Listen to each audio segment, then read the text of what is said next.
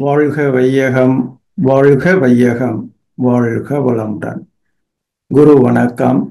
தந்தைதாய் ஈருயிர் ஒன்று சேர்ந்து தலைத்தொதர் உடலாகி உலகில் வந்தோம். அந்த ஈருயிர் வினைகள் அறமோ மற்றோ அளித்த பதிவுகளெல்லாம் நம் சொத்தாச்சு. இந்த அரும்பிறவியில் முன்வினை அறுத்து எல்லையில்லா மெய்ப்பொருளை அடைவதற்கு வந்த ஒரு உதவி குரு உயிரின் சேர்க்கை. குரு திருவடியை வணங்கி வாழ்த்து மகிழ்வோம்.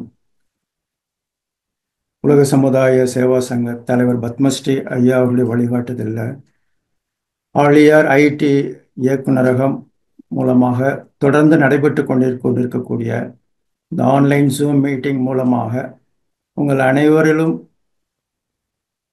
தொடர்பு கொண்டு வேதாத்திரிய சிந்தனைகளை வழங்குவதிலே மிக்க மகிழ்ச்சி அடைகிறேன். இந்த நல்லதொரு வாய்ப்பை வழங்கிய ஐடி இயக்குநரத்துக்கு நன்றிகளும் வணக்கங்களும் உரித்தாக. தொண்டாற்றி கொண்டிருக்கக்கூடிய அத்துணை அன்பர்களையும் வணங்கி இப்பொழுது நாம் இந்த சிந்தனைக்குள்ளாக செல்லலாம். மனித அறிவின் பயணமும் முடிவும் என்ற ஒரு தலைப்பை நாம் இன்றைக்கு எடுத்துக்கொண்டு சிந்தனைக்கு எடுத்துக்கொண்டு இருக்கோம். மனிதன் எங்கிருந்து தொடங்கி வந்த ஒரு தத்துவமாக, ஒரு அறிவாக வாழ்ந்து கொண்டிருக்கிறான். மனித அறிவு எங்கே சென்று தன் பயணத்தை முடித்து கொள்ள இருக்கின்றது? எதற்காக வந்துள்ளது? இந்த வாழ்க்கை எதற்காக? இந்த மனித வாழ்க்கையினுடைய நோக்கம் என்ன? இதுவரை வாழ்ந்தவர்கள் அடைந்தது என்ன? இந்த மனித மனம் அமைதி பெற்றிருக்கிறதா? மனித அறிவு அமைதியாக இருக்கிறதா? இந்த அறிவிற்கு உண்மையில் என்னதான் வேண்டும்? எதை நோக்கி இந்த அறிவு சென்று கொண்டிருக்கிறது? உண்மையில் மனித அறிவுக்கு எதை கொடுத்தால் அது அமைதியும் ஆனந்தத்தையும் அடையும்? அந்த அமைதியான ஆனந்தமான வாழ்வை பெறுவது எப்படி? அதை எப்படி அமைத்துக் கொள்வது? இப்படிப்பட்ட பல கேள்விகளை மனதில் வைத்துக்கொண்டு இந்த சிந்தனையை உங்கள் முன் சமர்ப்பிக்கிறேன். வாழ்க வளமுடன், வாழ்க வளமுடன். நண்பர்களே, இப்படிப்பட்ட அற்புதமான சிந்தனைகளை எல்லாம் நமக்குள்ளாக தூண்டிவிட்டவர் நமது ஆசான் அருள் தந்தை. அவர் ஒரு அறிவு சார்ந்த ஒரு ஆன்மீக கல்வியை அருள் தந்தை அவர்கள் நமக்கு வழங்கினார்கள். அறிவுக்கான ஒரு திருக்கோயிலை இந்த உலகுக்கு வழங்கியிருக்கிறார்கள். அந்த வகையில வேதாத்திரிய சிந்தனைகளை தொடர்ந்து கேட்டுக்கொண்டு நாளுக்கு நாள் முன்னேற்றம் அடைந்து கொண்டு தெளிவு பெற்றுக்கொண்டு தான் அடைந்த இன்பத்தை எல்லோருக்கும் வழங்கி கொண்டிருக்கக்கூடிய இந்த நிகழ்வில் கலந்து கொண்டுள்ள அத்துணை மனவளக்கலை அன்பர்களுக்கும் ஆசிரியர்களுக்கும் பேராசிரியர் பெருமக்களுக்கும் ஆன்மீக உணர்வுள்ள ஆன்மீக நாட்டமுடைய அத்தனை அன்பு உள்ளங்களையும் மீண்டும் மீண்டும் வணங்கி வாழ்த்தி இந்த நல்ல நாளிலே நாம் ஒன்று கூடியிருக்கிறோம். ஒரு உயர்ந்த சிந்தனையை நாம் இன்று பார்க்க இருக்கிறோம். மனித அறிவானது உயர்ந்து உயர்ந்து தன் வாழ்க்கையில் பல நிலைகளை கண்டுபிடித்திருக்கிறது. உயர்ந்து கொண்டே வந்திருக்கிறது. வாழ்க்கை வசதிகளை பெருக்கி இருக்கிறது. அறிவின் மேன்மையை அடைந்து கொண்டே வருகிறது. ஒருவன் தன் அறிவில் உணர்ந்ததை உலகோர் அனைவரும் அடைவதற்கு அதை பரவச் செய்து பயன் காண்பது என்ற நிலையில் அறிவு முன்னேறி கொண்டே இருக்கிறது. ஒருத்தரால முடியாத ஒரு காரியத்தை எல்லாரையும் இணைத்து ஒற்றுமையாக ஒன்று கூடி அந்த காரியத்தை சாதிப்பது.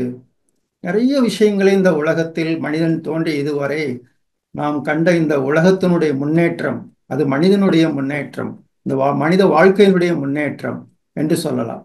ஏதாவது ஒரு சிரமம் வந்துச்சுன்னா அந்த சிரமத்தை எப்படி போக்குவது? எல்லோரும் ஒன்றிணைந்து மனித அறிவு அனைத்தும் ஒன்றிணைந்து அதற்கான தீர்வை கண்டுபிடிக்கிறது. அது உலகுக்கு தருகிறது. அதனால் உலகம் பயன்பெற்று கொண்டே வந்திருக்கிறது. அறிவுக்கு உடலுக்கு உதவி செய்யக்கூடிய உபக்கருவிகள், விஞ்ஞான கருவிகளை நாளுக்கு நாள் கண்டுபிடித்து கொண்டே வருகிறது. மனதுக்கு ஒரு அமைதியும் மகிழ்ச்சியும் தரக்கூடிய பலவிதமான கலைகளை உருவாக்கி கொடுத்திருக்கிறது. மனித அறிவு எப்பேற்பட்ட ஒரு மகிழ்ச்சி தரக்கூடிய கலைகளை எல்லாம் ஒரு பக்கம் உற்பத்தி செய்து வைத்திருக்கிறது. அதனால் மனதுக்கு ஒரு இதம் கிடைத்து கொண்டே வரும், ஒரு இன்பம் கிடைத்து கொண்டே வருகிறது. அதற்கு மேலாக அன்பு, இரக்கம் கொண்டு துன்பப்படுபவர்களுக்கு உதவி செய்யக்கூடிய ஒரு கூட்டு முயற்சியில் பல உதவி கரங்கள் இந்த உலகமெங்கும் நீட்டப்பட்டு கொண்டு பல பேர் அதனால் பயனடைந்து கொண்டே வருகிறார்கள். அனைத்து ஜீவராசியினுடைய வாழ்வையும் ஆராய்ந்து அதில் ஆறாவது அறிவை கொண்டு வாழும் ஒரு மனித மனதினுடைய சிறப்பை, மற்ற ஜீவராசிகளுக்கும் மனம் இருக்கிறது, அதையெல்லாம் கூர்ந்து பார்த்து மனிதனாக வந்திருக்கக்கூடிய தன்னுடைய மனதினுடைய சிறப்பையும் உயர்ந்து பார்த்து ரசிக்கிறது. அரிது அரிது மானிடராக பிறத்தல் அரிது என்று மனித அறிவு தான் சொன்னது. அப்போ ஒரே அறிவு பரிணாமத்திலே 6 அறிவாக மாற்றம் பெற்று ஒவ்வொரு உயிருக்குள்ளும் தனக்குள்ளும் அறிவாக விளங்கிக் கொண்டிருப்பது என்பதை மனிதன் கண்டான். அனைத்தையும் அறியக்கூடிய, எல்லாத்தையும் அறிந்து கொள்ளக்கூடிய இந்த அறிவை அறிந்து கொள்ளக்கூடிய முயற்சியில் அறிய முற்பட்டு அந்த அறிவினுடைய மூலத்தையும் கண்டுபிடிக்க ஆராய்ச்சி பண்ணாங்க. இந்த இடத்துல தான் அகப்பயணம், அறிவையே ஆராயக்கூடிய நிலைக்கு மனிதன் எந்த காலத்தில் வந்தானோ அப்பொழுதுதான் அகப்பயணம் தொடங்கியது, அறிவின் பயணம் தொடங்கியது. அப்பொழுது இதுவரை முன்னே கொண்டு வந்த இந்த உலகத்தை பார்ப்பதை விட்டுவிட்டு பின்னோக்கி சென்று தான் எப்படி வந்தோம், இந்த அறிவு எப்படி வந்திருக்கிறது என்று பின்னோக்கி சென்று அந்த மூலத்தை அறிய கூடிய பயணம் உருவாகியது. அதுலதான் விஞ்ஞானம்லாம் நிறைய தன்னுடைய பங்கை கொடுத்திருக்கிறது. அறிவை அறிய ஆழ்ந்து ஆழ்ந்து மனதை ஆராய்ச்சியில் மனிதன் இறக்கினான். ஐம்புலன் உணர்வுகளை அடக்கி மனதை உடலுக்குள் செலுத்தி உடலுக்குள்ளே அருபமாக இயங்கும் உயிரை மனிதன் உணர்ந்தான். மனதை உணர்ந்தான், உயிருடைய இயக்க எல்லையாகிய பிரபஞ்சத்தை உணர்ந்தான். இந்த இடத்துல தான் வானியல், அஸ்ட்ரானமி, அஸ்ட்ராலஜி, இந்த வானியலும் ஜோதிடமும் போன்ற பல கலைகள், பல அறிவு, பிரபஞ்ச அறிவு, பிரபஞ்ச மூலத்தை பற்றிய அறிவு, இதையெல்லாம் ஆராய்ச்சி, அதையெல்லாம் தொடங்கினான் மனிதன். உயிரின் மூலமாகிய பேரறிவாக விளங்கும் ஆதி நிலையையும் அதுவே அனைத்துக்குள்ளாகவும் அறிவாகவும் விளங்குகிறது என்கிற அறிவையும் அறிந்து மனித மனம், மனித அறிவு நிறைவு பெற்றது. விஞ்ஞானிகளோ கருவிகளால் ஆராய்ந்து பார்த்தல் என்கிற நிலையில் மனித அறிவு அங்கே பிரிந்து பிரிந்து நிற்கிறது. அது கருவிகள் மூலமாக ஆராய்ச்சி செய்து கொண்டே அந்த மனிதன் கருவிகளை உபகருவிகளாக வைத்துக்கொண்டு அந்த மூலத்தை ஆராய்ந்து கொண்டே இருக்கிறார்கள், பிரபஞ்சத்தை ஆராய்ந்து கொண்டே இருக்கிறார்கள். அதனால் அதுல ஒரு நிறைவு பெறாமல், விஞ்ஞானம் கருவிகளை துணை கொண்டு போகும் பொழுது அதுல நிறைவு பெறாமலேயே அங்கே நிற்கிறது. ஆனால் மெய்ஞானிகளோ மனதினால் ஆராய்ந்து நிறைவு பெற்றனர் என்று சொல்லலாம். அந்த வகையிலே பூரணமாக அந்த இருக்கக்கூடிய தத்துவத்தை முழுமையாக உணர்ந்து அக ஆராய்ச்சி செய்து தான் கண்ட உண்மைகளை நம் முன் வேதாத்திரியமாக நமது அருள் தந்தை அவர்கள் வழங்கியிருக்கிறார்கள். அந்த தத்துவத்தை இப்பொழுது நாம் பார்க்கலாமா? மனிதன் என்ற தத்துவத்தை 4 சிறப்புகளாக வேதாத்திரியம் கூறுகிறது. உடல், உயிர், மனம், மெய்ப்பொருள். Mass, energy, mind, truth. அந்த ட்ரூத்துங்கிறத ஸ்டாட்டிக் ஸ்டேட்டு, கான்சியஸ்னஸ் என்றெல்லாம் சொல்வார்கள். அதாவது உடம்பு அல்லது பருப்பொருட்கள், தோற்றங்கள், பருப்பொருட்களாக கண்களால் காணக்கூடிய அத்தனை பொருட்களும் இந்த மனித உடல் வரைக்கும். அப்புறம் அருவமாக இருக்கக்கூடிய உயிர், அருவமாக இருக்கக்கூடிய மனம், அருவமாக இருக்கக்கூடிய மெய்ப்பொருள். இப்ப உடல் என்பது என்ன? சக்திகளின் அணுக்களின் திரட்சியே, ஆற்றலின் திரட்சியே இந்த உடம்பு. அதான் பஞ்சபூத சக்திகளுடைய கூட்டு என்போம்.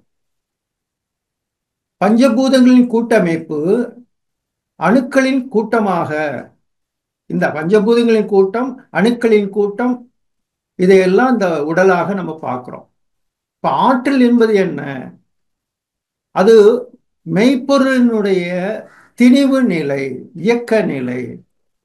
அந்த மூலத்தில் இருக்கக்கூடிய தெய்வீகம் என்று சொல்லக்கூடிய ஒரு மெய்ப்பொருளினுடைய அடுத்த கட்ட இயக்க நிலையே அந்த உயிர் அல்லது ஆற்றல் என்று சொல்கிறோம். அப்ப மெய்ப்பொருள் தான் ஆற்றலுக்கு நிலைக்களமாக இருக்கிறது. இந்த சக்திகளுக்கெல்லாம், பிரபஞ்ச சக்திகளுக்கெல்லாம் நிலைக்களம் அந்த மெய்ப்பொருள். அதான் ஸ்டாட்டிக் ஸ்டேட், அமைதியாக இருந்து அனைத்தையும் இயக்கக்கூடிய சக்திகளை வழங்கிக் கொண்டே இருக்கிறது. அதிலிருந்து உற்பத்தி ஆகிக் கொண்டே இருக்கிறது. அந்த மூல நிலையை வெட்டவெளி என்று சொல்வார்கள். அது இயக்கத்தில் ஆற்றலாக மாறுகிறது. அந்த ஆற்றலினுடைய திணிவுதான் உடல். உடலில் நிறைந்த ஆற்றல் இந்த ஜீவன்களுக்குள்ளாக அந்த நிறைந்திருக்கக்கூடிய அந்த அந்த ஆற்றல் உயிர் என்ற சிறப்பு, உணர்ச்சி என்ற ஒரு நிலையில ஒரு சிறப்பு பெற்று அந்த உடலை உணர்ந்து, பேரியக்க மண்டல தோற்றங்களை எல்லாம் உணர்ந்து, அந்த உணரும் ஆற்றலான உயிரையும் உணர்ந்து, முடிவாக தனது மூல நிலையான மெய்நிலையை, நிலைக்களமாக உள்ள ஆதி நிலையை உணர்ந்து அந்த அறிவானது முழுமை பெறுகிறது. அதாவது 4 விஷயம்: உடல், உயிர், மனம், அந்த மெய்ப்பொருள்.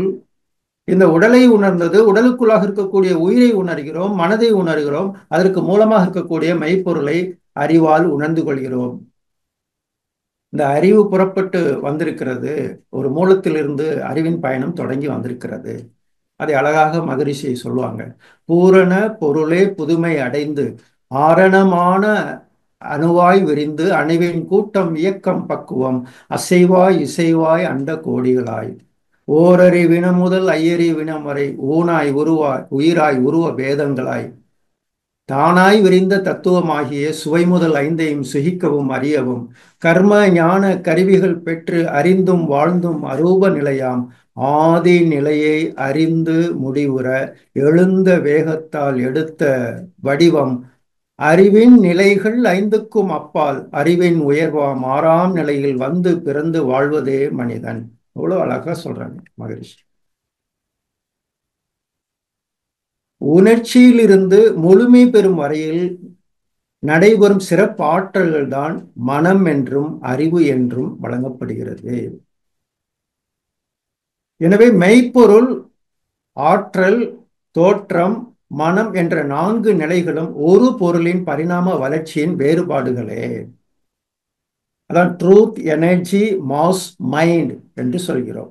இந்த விளக்கத்தையே பேரியக்க மண்டலத்தினுடைய அத்தனை இயக்கங்களையும் மதிப்பிட அடிப்படையாக கொள்ளலாம். எத்தனையோ பேர்களை மனித அறிவு வைத்திருக்கிறது. ஒரு டிக்ஷனரி பார்த்தீங்கன்னா லட்சக்கணக்கான வார்த்தைகள் இந்த உலக பொருட்களை பற்றி, பிரபஞ்ச பொருட்களை பற்றி, உடலுக்குள்ள இருக்கக்கூடிய பொருட்களை பற்றி லட்சக்கணக்கான தத்துவங்கள், பொருட்கள், பெயர்கள் இருந்தாலும் அதையெல்லாம் மதிப்பிடுவதற்கு இந்த 4ஐ நன்கு புரிந்து கொண்டோம் என்றால் அனைத்தும் விளங்கும் என்று வேதாத்திரியம் சொல்கிறது. அப்ப நுண்ணிய இயக்க ஆற்றலான பரமாணு முதல் பெரும்பெரும் நட்சத்திரங்கள் உட்பட நம்மளுடைய மனதை கொண்டு ஆராய்ந்து பார்க்கும்போது ஒரு பெரிய உண்மை நம்ம அறிவுக்கு விளங்க ஆரம்பிக்கும். அதில் நமக்கு அறிந்து கொள்வது என்ன அப்படின்னா, ஒவ்வொரு அணுவும் அல்லது அணுவினால் கூடிய கொத்து நிகழ்ச்சிகளும் தன் இயக்கம், தொடர் இயக்கம், பிரதிபலிப்பு இயக்கம், விளைவுகள் என்ற 4 வகையான தன்மைகளோடு இயங்கிக் கொண்டிருக்கின்றன. எதுவும் தனித்தனியாக இல்லை. அன்பர்களே, பிரபஞ்சத்தில் இருக்கக்கூடிய அத்தனையும் ஒரு தொடர் இயக்கத்தோடு இணைந்திருக்கிறது. ஒன்றினால் ஒன்று, ஒன்றுக்குள் ஒன்று பிரதிபலித்துக் கொண்டு ஆற்றலை வழங்கி கொண்டு ஒரு தொடர்புல தான் அனைத்தும் இயங்கிக் கொண்டே இருக்கிறது. எந்த ஒரு இயக்கமும் தனியாக துண்டுபட்டு நடைபெறுவது இல்லை. பேரியக்க மண்டலம் என்ற கோர்வையில் அமைந்துள்ள இயற்கை ஒழுங்கமைப்பை நாம் ஒரு காஸ் அண்ட் எஃபெக்ட் சிஸ்டம், என்ன காரியம் செய்தாலும் என்ன விளைவு வரும். அணுக்கள் கூடுச்சுன்னா அதுக்கு ஒரு விளைவு, அணுக்கள் பிரிந்ததுன்னா அதனால ஒரு விளைவு, 5 அணுக்கள் ஒன்று சேர்ந்தா அதுல ஒரு விளைவு, 10 அணுக்கள் ஒன்று சேர்ந்தா அதுல ஒரு விளைவு, நீரும் நிலவும் சேர்ந்தா அது ஒரு விளைவு, நெருப்பும் காற்றும் சேர்ந்தா அது ஒரு விளைவு, வெண்ணும் காற்று சேர்ந்தால் அது ஒரு விளைவு. இப்படிப்பட்ட ஒரு நீதி, காரண காரிய விளைவு நீதி என்று சொல்லப்படுகிறது. இந்த விளைவின் கீழ் தோன்றிய மனிதனுடைய நோக்கம் அறிவு முழுமை பெற்று அமைதி பெறுவதே ஆகும். அறிவின் முழுமைக்கு வாழ்க்கை அனுபவங்கள் வேண்டும். ஒரு அறிவில் உயர்ந்து கொண்டே வர்றோம். நமக்கு முன்னாடி வாழ்ந்தவர்கள் ஒரு அறிவை கொடுத்திருக்கிறார்கள். அந்த அறிவையை நம்முடைய அறிவில் கூட்டிக் கொண்டோம் என்றால், அந்த அனுபவத்தையே நாம் எடுத்துக்கொண்டோம் என்றால் நாளுக்கு நாள் நாம் உயர்ந்து கொண்டே இருக்க முடியும். அனுபவத்திற்கு எது இந்த அனுபவத்தை எல்லாம் பதிந்து கொடுத்து கொண்டே இருக்கிறது என்றால் இந்த உடல் தான் கொடுத்து கொண்டிருக்கு. வித்தின் மூலமாக பிறப்பு வந்து கொண்டே இருக்கிறது, சந்ததிகள் வந்து கொண்டே இருக்கின்றன. இந்த உடல் என்ற அமைப்பு அந்த அனுபவங்களை பாதுகாத்து அடுத்தடுத்த சந்ததிகளுக்கு கொடுத்து கொண்டே இருக்கிறது. இந்த உடல் எனும் நல்ல ஒரு கருவியை முழுமையாக போற்றி அதனுடைய மதிப்பை உணர்ந்து இயல்பாக அதுக்கு வேண்டிய அனைத்தையும் கொடுத்தோம்னா இந்த வாழ்க்கை முதலில் உடல் நலத்தினால் மகிழ்ச்சியும் அமைதியும் பெறலாம். இந்த உடல் நன்றாக இருந்தால்தான் அடுத்த கட்டமாக அறிவு உயர முடியும். அப்போ உடலை பொறுப்போடு பாதுகாப்பது, அதான் யோக நிலையில சொல்லுவாங்க, முதலிலே உடலுக்கு பயிற்சி என்று ஆசனம் பிராணாயாமம் அப்படிங்கிற பயிற்சிகள் எல்லாம் நியமம் நியமம் ஆசனம். இந்த உடலை சரி செய்வது, உடலில் இருக்கக்கூடிய தீய கர்மாவை சரி செய்வது, உடலை தூய்மைப்படுத்துவது, உணவினால் தூய்மைப்படுவது, உழைப்பினால் தூய்மைப்படுத்துவது, தூக்கம், உணவு, உழைப்பு, உறக்கம், பாலுறவு, எண்ணங்கள், இவற்றினால் என்னென்ன கர்ம பதிவுகள், தீய கர்ம பதிவுகள் எல்லாம் இந்த உடலில் இருக்கின்றனவோ அவற்றையெல்லாம் தூய்மைப்படுத்துவது. ஆறாவது, அறிவை கொண்ட மனித வாழ்வின் நோக்கம் அறிவு முழுமை பெற வேண்டும், இயற்கையின் முழுமையை உணர வேண்டும். நீங்க 5 அறிவு வரைக்கும் பார்த்தீங்கன்னா இந்த இயற்கையினுடைய அறிவை உணர்ந்து கொள்ள அதனால் முடியாது, அந்த மூலத்தை பற்றி அறிந்து கொள்ள முடியாது, தான் யார் என்று அந்த அறிவுக்கு தெரியாது. ஆகவே 6வது அறிவு என்ற ஒரு பயணத்தை அந்த அறிவு அடுத்த மனிதன் என்ற உருவமாக வந்திருக்கிறது. இப்ப எந்த சக்தியிலிருந்து நாம் தோன்றி வந்து இயங்கிக் கொண்டிருக்கிறோமோ அந்த அடிப்படையை உணர்ந்து அதோடு லயமாகி இணைந்து கொள்ள வேண்டும். இதுதான் பிறப்பின் நோக்கம் என்று சொல்லப்படுகிறது. This and this alone only is the purpose of life. இது ஒண்ணுதான் பிறப்பினுடைய நோக்கம் என்று வரும்பொழுது, எந்த சக்தியிலிருந்து நாம் தோன்றி வந்து இயங்கிக் கொண்டிருக்கிறோமோ அந்த அடிப்படையை உணர்ந்து அதோடு லயமாகி இணைந்து கொள்ள வேண்டும். இது பிறப்பினுடைய நோக்கத்தின் முடிவான நோக்கமாக இருக்கிறது. அதை அருள் தந்தை அழகாக சொல்லுவாங்க, ஆதி என்ற பிரம்மம் அது கடல் போல் ஒன்று, அது கடல் மாதிரியே அதிலிருந்து ஜீவன் எல்லாம் அலை போல் ஆகும், வேதமுடன் அலைகளது விரிந்த போதும் பிரியாது கடலை விட்டு கடல் ஒன்றேனும், வாதமிடும் பல கோடி அலைகளோடும் வலுவாது நிறைந்து நின்று முடிவில் நீதமுடன் ஐக்கியங்கள் தன்மை போல நிலையற்ற ஜீவாத்மா பரமாய் ஒன்றும். எதிலிருந்து வந்தோமோ அதுல தான் போய் இணைய போறோம். கடல் தண்ணி ஆவியாகி மேகமாகி மழையாக பெய்து ஆறாக ஓடி கடைசியில் கடலை போய் அதுல லயமாகி அதுல அமைதி பெறுகிறது. அந்த ஓட்டமெல்லாம் சீற்றமெல்லாம் அந்த கொந்தளிப்பெல்லாம் கடலில் கலந்து அமைதி பெறுகிறது.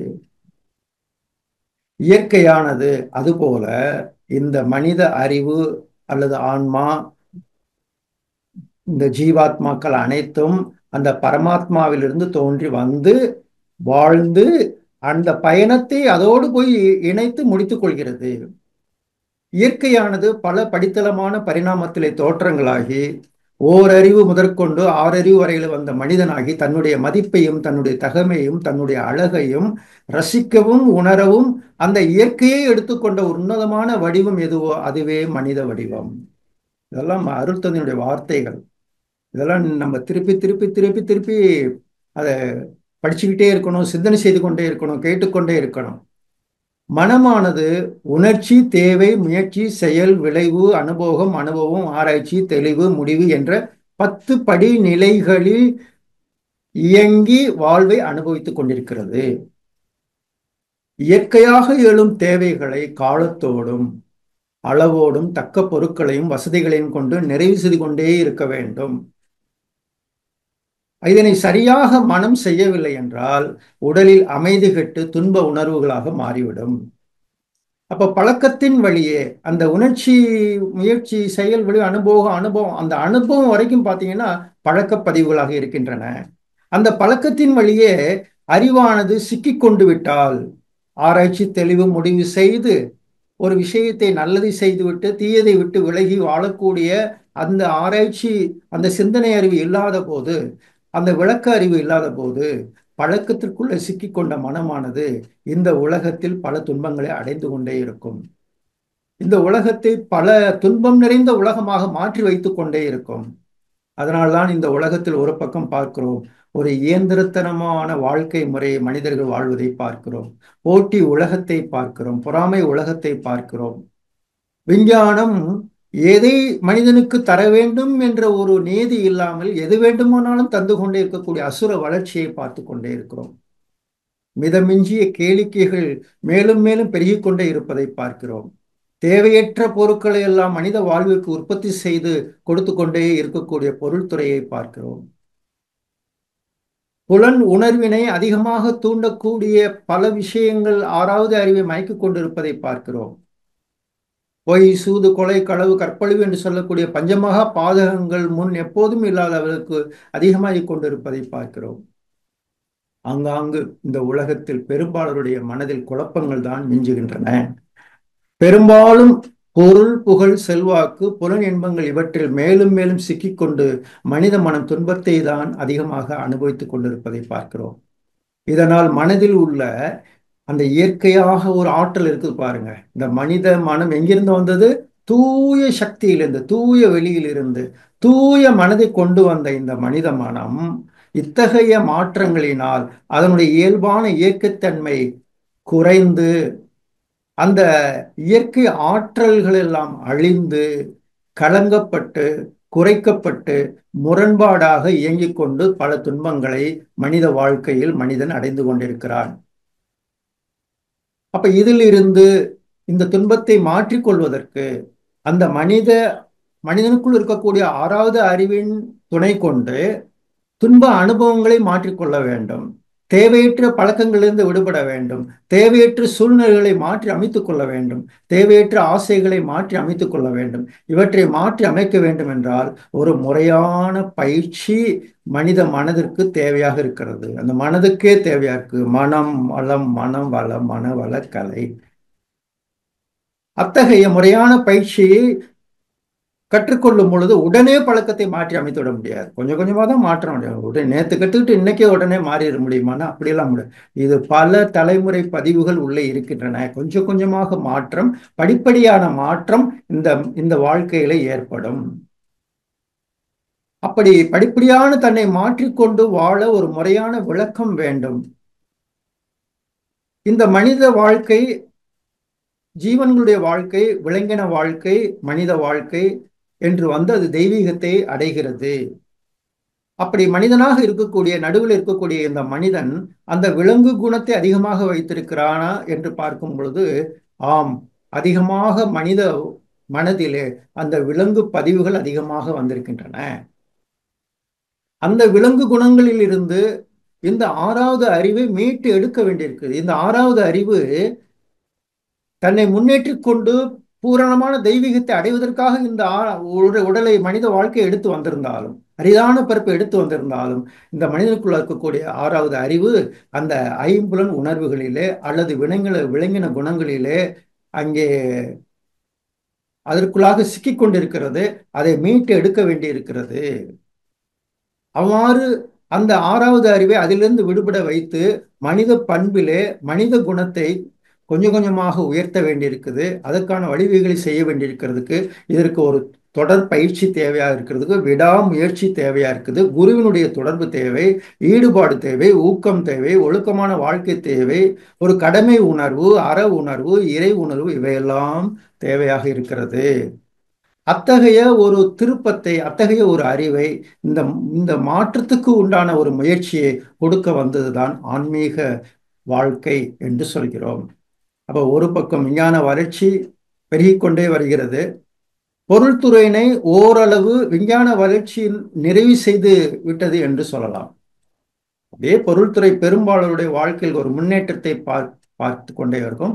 பொருள்துறையில் ஓரளவு விஞ்ஞான வளர்ச்சி, எப்படி பணம் சம்பாதிக்கலாம், எப்படி தொழிலை பெருக்கிக் கொள்ளலாம், எப்படி பணத்தை சேமிக்கலாம், இப்படியெல்லாம் பலவிதமாக பொருள்துறை சார்ந்த வாழ்க்கைக்கு விஞ்ஞான வளர்ச்சி ஓரளவு உதவி செய்து கொண்டே வந்திருக்கிறது.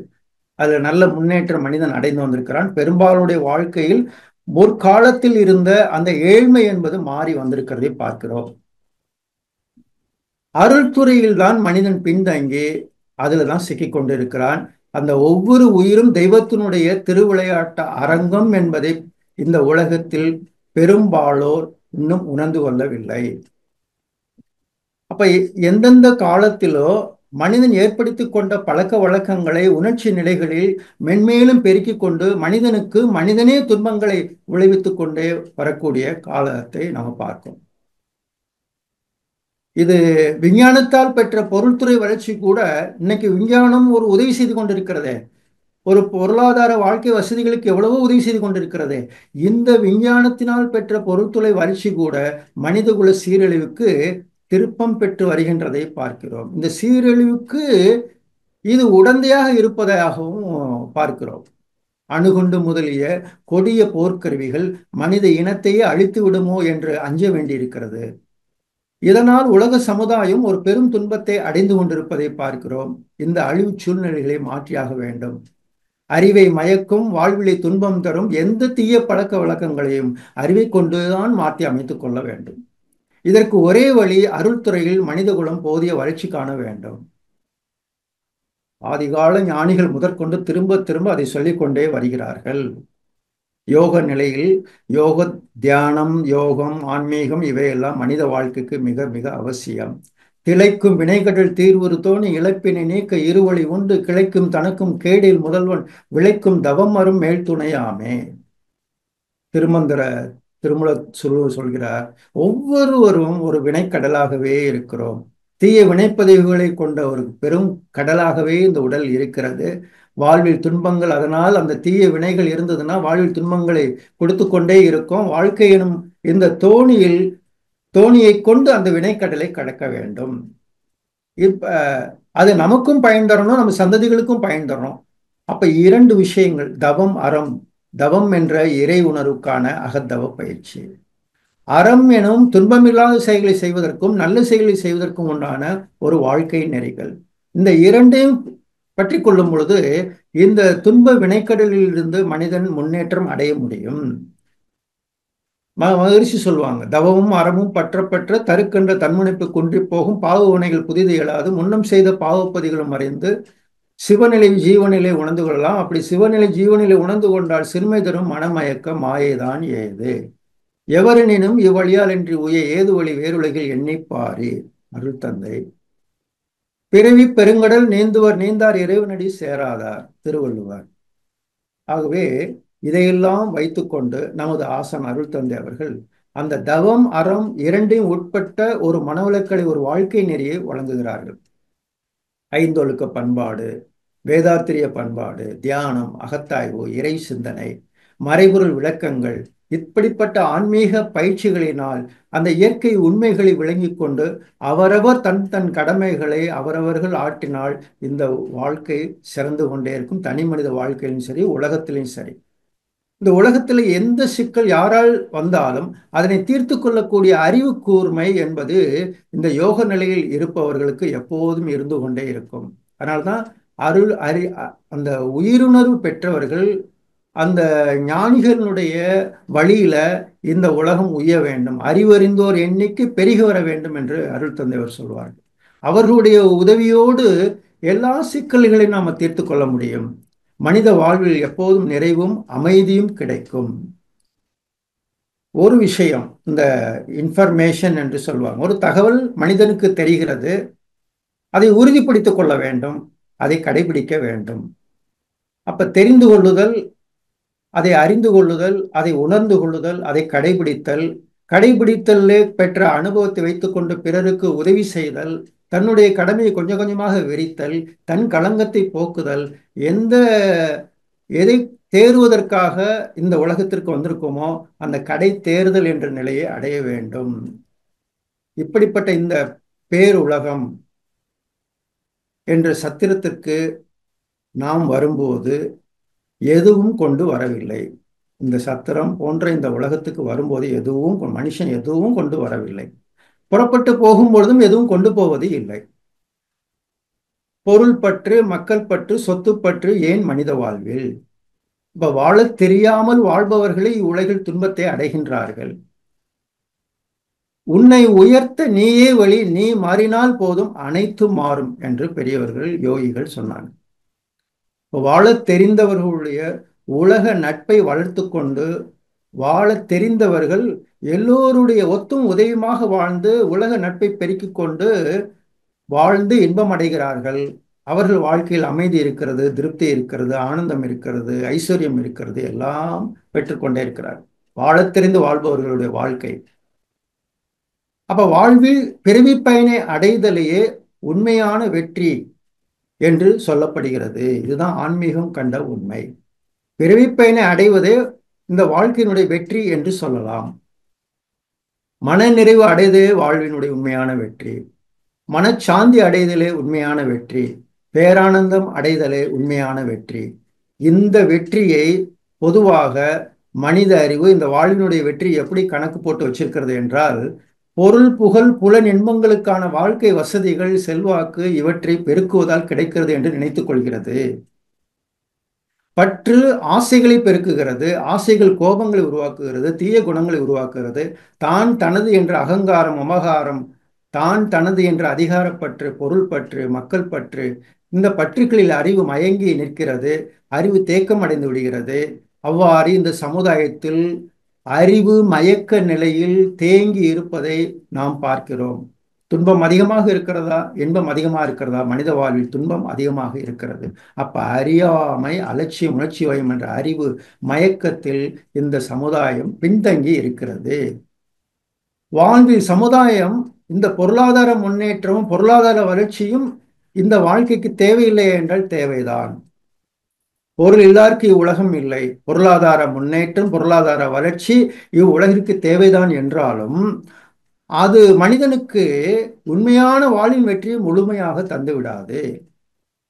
அப்ப உண்மையான வெற்றியை முழுமையாக பெறுவதற்கு பொருள்துறை முன்னேற்றத்தோடு கூட மனித நேயம், உயிர் உணர்வு, ஒழுக்க வாழ்க்கை, அறநெறி வாழ்க்கை, ஆன்ம உணர்வு, ஆத்ம ஞானம், பிரம்ம ஞானம், இறை உணர்வு இவைகளை அடையும் பொழுதே மன நிறைவும் பேரானந்தமும் மனசாந்தியும் கிடைக்கும். அப்ப தான் தனது என்ற நிலையில் இருந்து மாற்றி பற்றற்று வாழ்பவரே அந்த சாந்தி அடைகின்றார். இதனை தருவதை யோக வாழ்க்கை என்று சொல்கிறோம். அருணறி வாழ்க்கை என்று சொல்கிறோம். ஆன்மீக வாழ்க்கை என்று சொல்கிறோம். அப்ப அறிவு யோக வாழ்க்கையில் நற்காரியங்களை, நற்கர்மங்களை செய்ய வேண்டும். அப்போதே முக்தி அடைய முடியும். அப்ப அறிவு முழுமை பெற பிரம்மத்தை அறிந்து கொள்ள வேண்டும். அறிவு முழுமை பெறுவதற்காக அந்த அவன் நீ ஒன்றாய் அறிந்த இடம் அறிவு முழுமை, அது முக்தி என்பார் அருள் தந்தை. அந்த அறிவு முழுமை பெற வேண்டும் என்றால் பிரம்மத்தை அறிந்து கொள்ள வேண்டும். இந்த ஜீவனுக்கு கொடுக்கும் கொடைகளில் எல்லாம் முடிவானது பிரம்ம ஞானம். எத்தனையோ கொடைகள் மனிதன் இந்த உலகத்தில் கொடை செய்கிறான். அவன் செய்கின்ற கொடைகளில் முடிவான கொடை ஒரு ஜீவனுக்கு பிரம்ம ஞானத்தை கொடுப்பது, மனிதனுக்கு ஒரு பிரம்ம ஞான உணர்வை கொடுப்பது, அது கொடுக்கக்கூடிய ஒரு வாய்ப்பை ஏற்படுத்தி கொடுப்பது, அத்தகைய சூழ்நிலைகளை அமைத்து கொடுப்பது, அதற்காக உதவுவது, தெய்வ தெய்வ தெய்வீகத்தை மனித அறிவு புரிந்து கொள்ளக்கூடிய அத்தனை வாய்ப்பையும் வசதியும் இந்த உலகத்தில் ஏற்படுத்தி கொடுக்க வேண்டும். இந்த ஜீவாத்மா அதனை ஏற்க தயாராகும் பொழுது பரமாத்மா அதை அழிக்கின்றது. யார் மூலியமா அழிக்கிறது? இந்த தெய்வமே உருவத்தில் வந்திருக்கிறது, மனிதனாக வந்திருக்கிறது. மனிதன் மூலம்தான் அனைத்தும் கிடைத்து கொண்டே இருக்கும். அப்ப விஞ்ஞானத்தோடு கூடிய ஞானத்தை மனதில் அடைய வேண்டும். இந்த விஞ்ஞானத்தை விட்டு விட்டு மெய்ஞானத்தை பேசிக் கொண்டிருந்த காலம் இருந்தது. இவர்கள் ஒரு பிரிவாக பிரிந்திருக்கின்றார்கள், இவர்கள் ஒரு பிரிவாக பிரிந்திருந்தார்கள். இந்த இரண்டையும் ஒன்று சேர்த்து காலத்துக்கு ஏற்ப விஞ்ஞானத்தை இணைத்து கொண்டு மெய்ஞான உணர்வோடு போக வேண்டும். அதற்குண்டான வாய்ப்புகளை எல்லாம் நன்கு பயன்படுத்தி கொள்ள வேண்டும். அப்பொழுதுதான் உலகம் முழுக்க விரைவாக இந்த அறிவு போய் சென்று சேரும். அதுக்கு இப்ப நம்ம நம்ம தொடர்புல இருக்கிறோம் பாருங்க. நான் எங்கேயோ சென்னையில ஒரு பக்கத்துல இருக்கிறேன், நீங்க எங்கெங்கேயோ ஒரு கிராமத்துல உட்கார்ந்துகிட்டு இதை கேட்டுக்கொண்டே இருக்கிறீர்கள். இந்த விஞ்ஞானம் நம்ம எல்லாம் ஒன்றிணைத்து வைத்திருக்கிறது. உயர்ந்த மெய்ஞானத்தை நாம் சிந்தித்துக் கொண்டிருக்கிறோம். இந்த பிரபஞ்ச நெட்வொர்க் என்ற அந்த காந்த சக்தியின் மூலமாக. அப்ப இதையெல்லாம் பயன்படுத்திக் கொள்கிறோம். காலத்துக்கேற்ப இதெல்லாம் இல்ல, நான் ஒரு ஆசிரமம் வச்சிருக்கிறேன், அந்த ஆசிரமத்துக்கு நீங்க வந்தாதான் நான் உங்களுக்கு கருத்து சொல்லுவேன் என்று சொன்னால் நாம் விஞ்ஞானத்தை பயன்படுத்திக் கொள்ள காலத்தோடு ஒட்டி வாழ தவறி விடுகிறோம் என்று அர்த்தம்.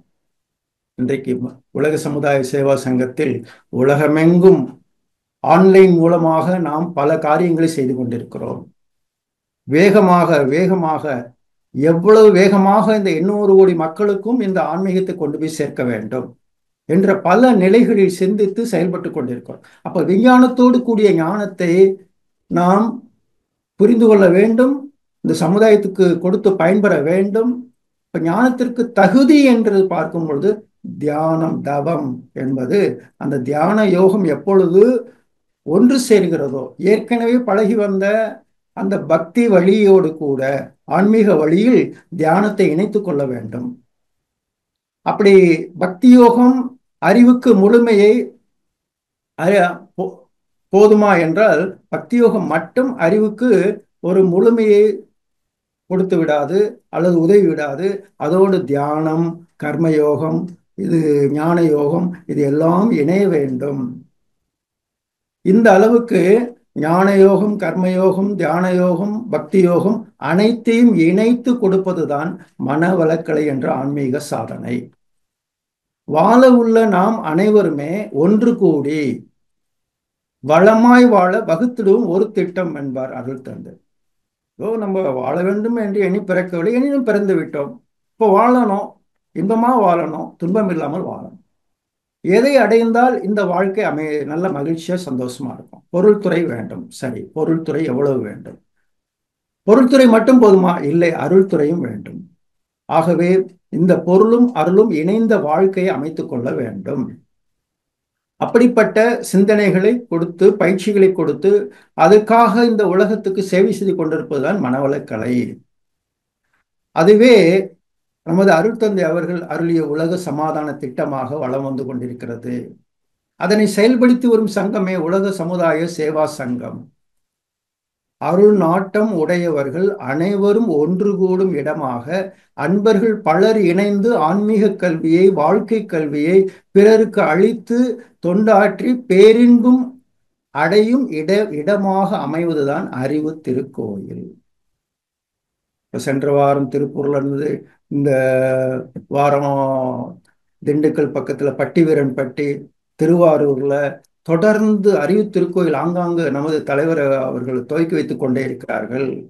அருள் தந்தை அவருடைய உருவாக்கிய அறிவு திருக்கோயில் எண்ணிக்கை பெருகி கொண்டே இருக்கிறது. அறிவறிந்தவர்களுடைய எண்ணிக்கை ஒரு பக்கம் பெருகி கொண்டே இருக்கிறது.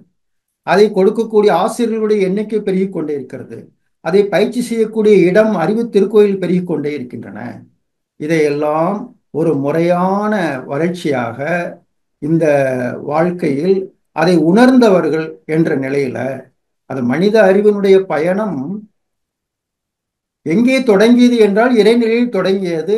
பரிணாமத்தில் எல்லாமாக வந்து ஆதி எனும் பரம்பொருள் மெய் எழுச்சி பெற்று அணுவென்ற உயிராகி அணுக்கள் கூடி மோதி இணைந்து இயங்குகின்ற நிலைமைக்கேற்ப மூலகங்கள் பலவாகி அவை இணைந்து பேதித்த அண்டக்கோடிகளாய் மற்றும் பிறப்பு இறப்பிடை உணர்தல் இயக்கமாகி நீதி நெறி உணர் மாந்தராகி வாழும் நிலை உணர்ந்து தொண்டாற்றி இன்பம் காண்போம் என்பார் அருள் தந்தை.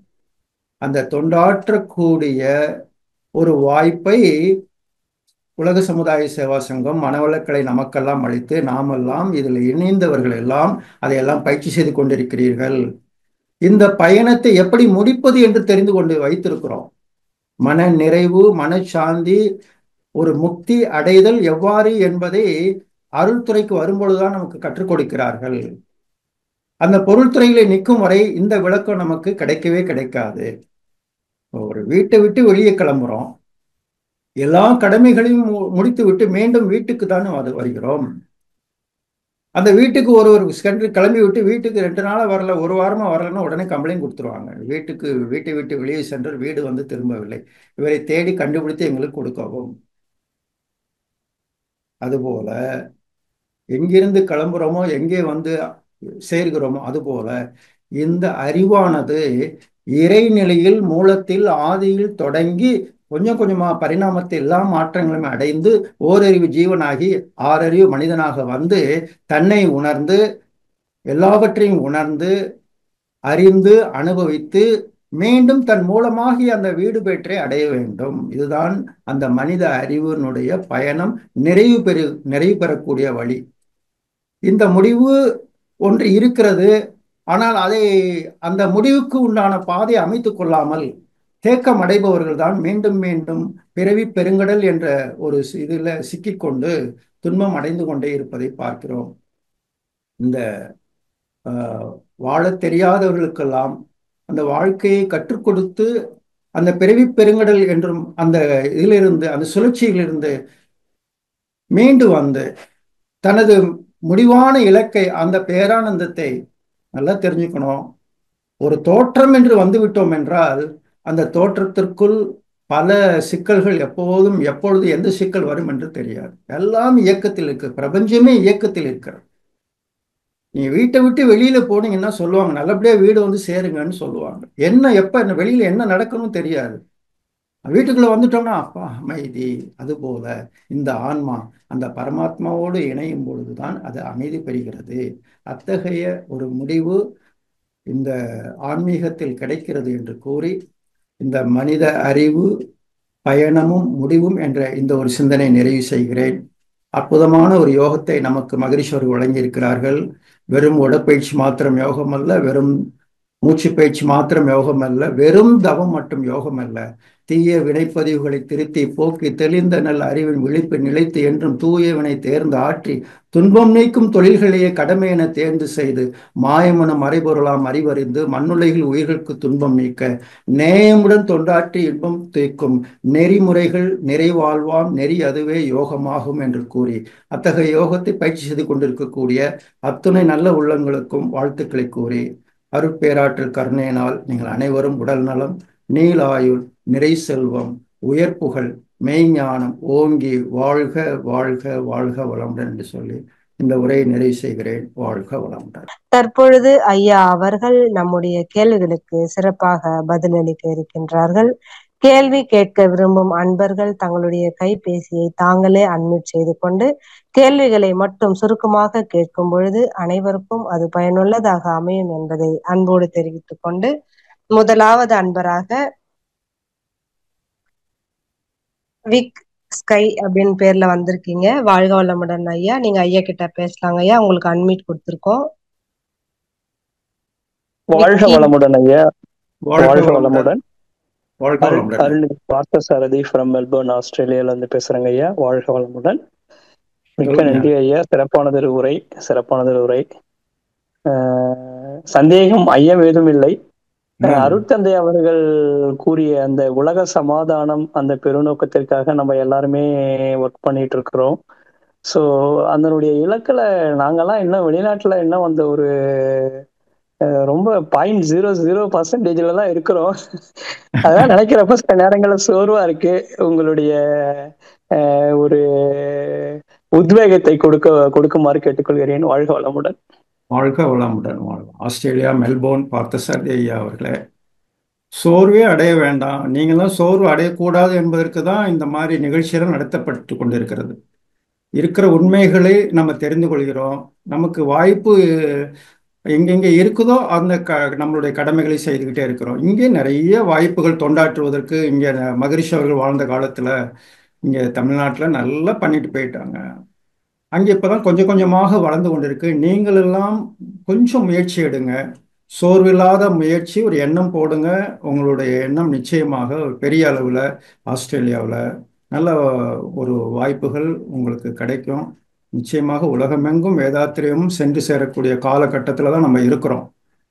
வாழ்த்துக்கள். வாழ்க வளமுடன். அந்த எண்ணமே வாழ்க வளமுடன்.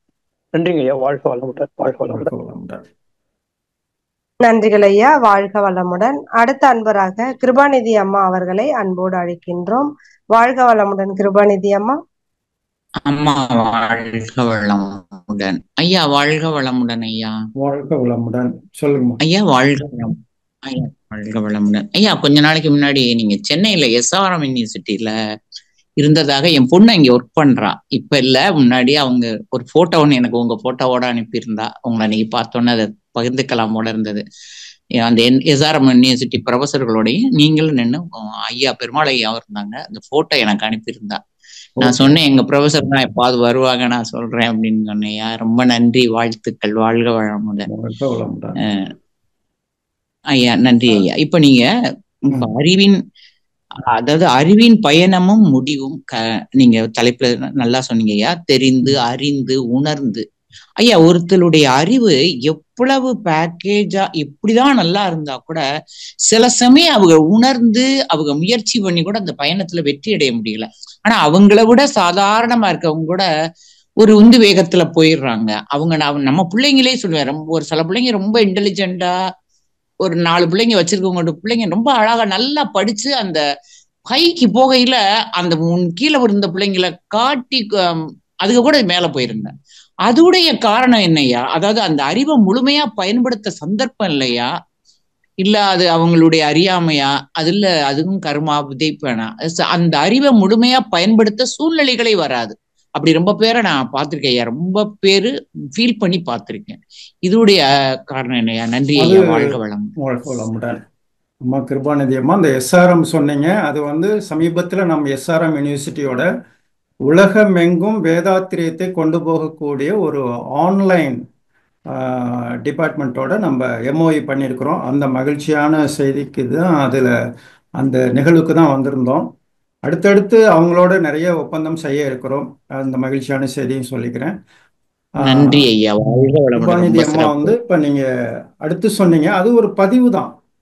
அதாவது நோக்கம், இடம், தொடர்பு கொள்ளும் பொருள், நபர், காலம், சூழ்நிலைகளுக்கு ஏற்பதான் ஒருத்தருடைய முயற்சி வெற்றி அளிக்கும். அப்ப இங்க ஏதோ ஒண்ணு லேக் ஆகும்.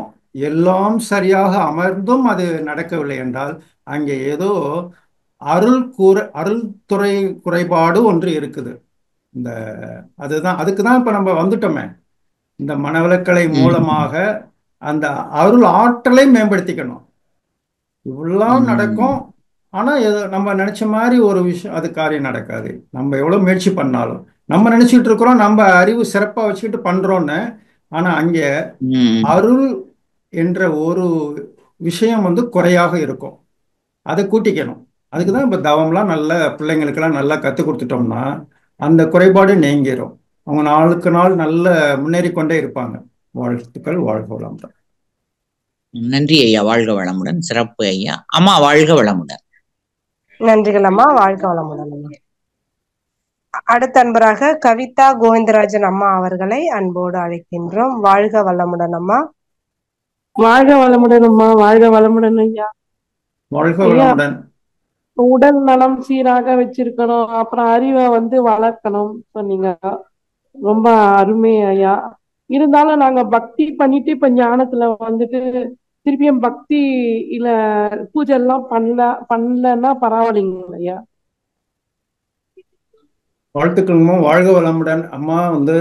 பக்தி அப்படிங்கிறதோட இதை சேர்த்து கொள்ளதான் சொல்றோம். அதோடு இதை இணைத்து கொள்ளுங்க. அதை விட்டுற வேண்டாம். அதை யார் விட சொன்னா அவங்கள? அதை விட்டு விட வேண்டியது இல்லை. ஆனால் எதுக்கு முக்கியத்துவம் கொடுக்கணும் அப்படின்னா உடல், உயிர், மனதுக்கான பயிற்சிகளுக்கு முக்கியத்துவம் கொடுங்க. அதுக்கும் மேலாக நேரம் இருக்கும் பொழுது பழைய பக்தி யோகத்துல என்னென்ன உங்களுக்கு செய்துகிட்டு இருந்தீங்களோ அதையெல்லாம் செய்யுங்க. ஆமாய்யா, சிவன் பூஜை தான் பண்ணுவேன். உடல் நலத்துக்கு முதல்ல பூஜை பண்ணிக்கங்க. உங்க உடம்புக்கு பூஜை பண்ணிக்கங்க. அப்புறம் நீங்க அங்க பண்ண. ஏன்னா உடலே கோயில்.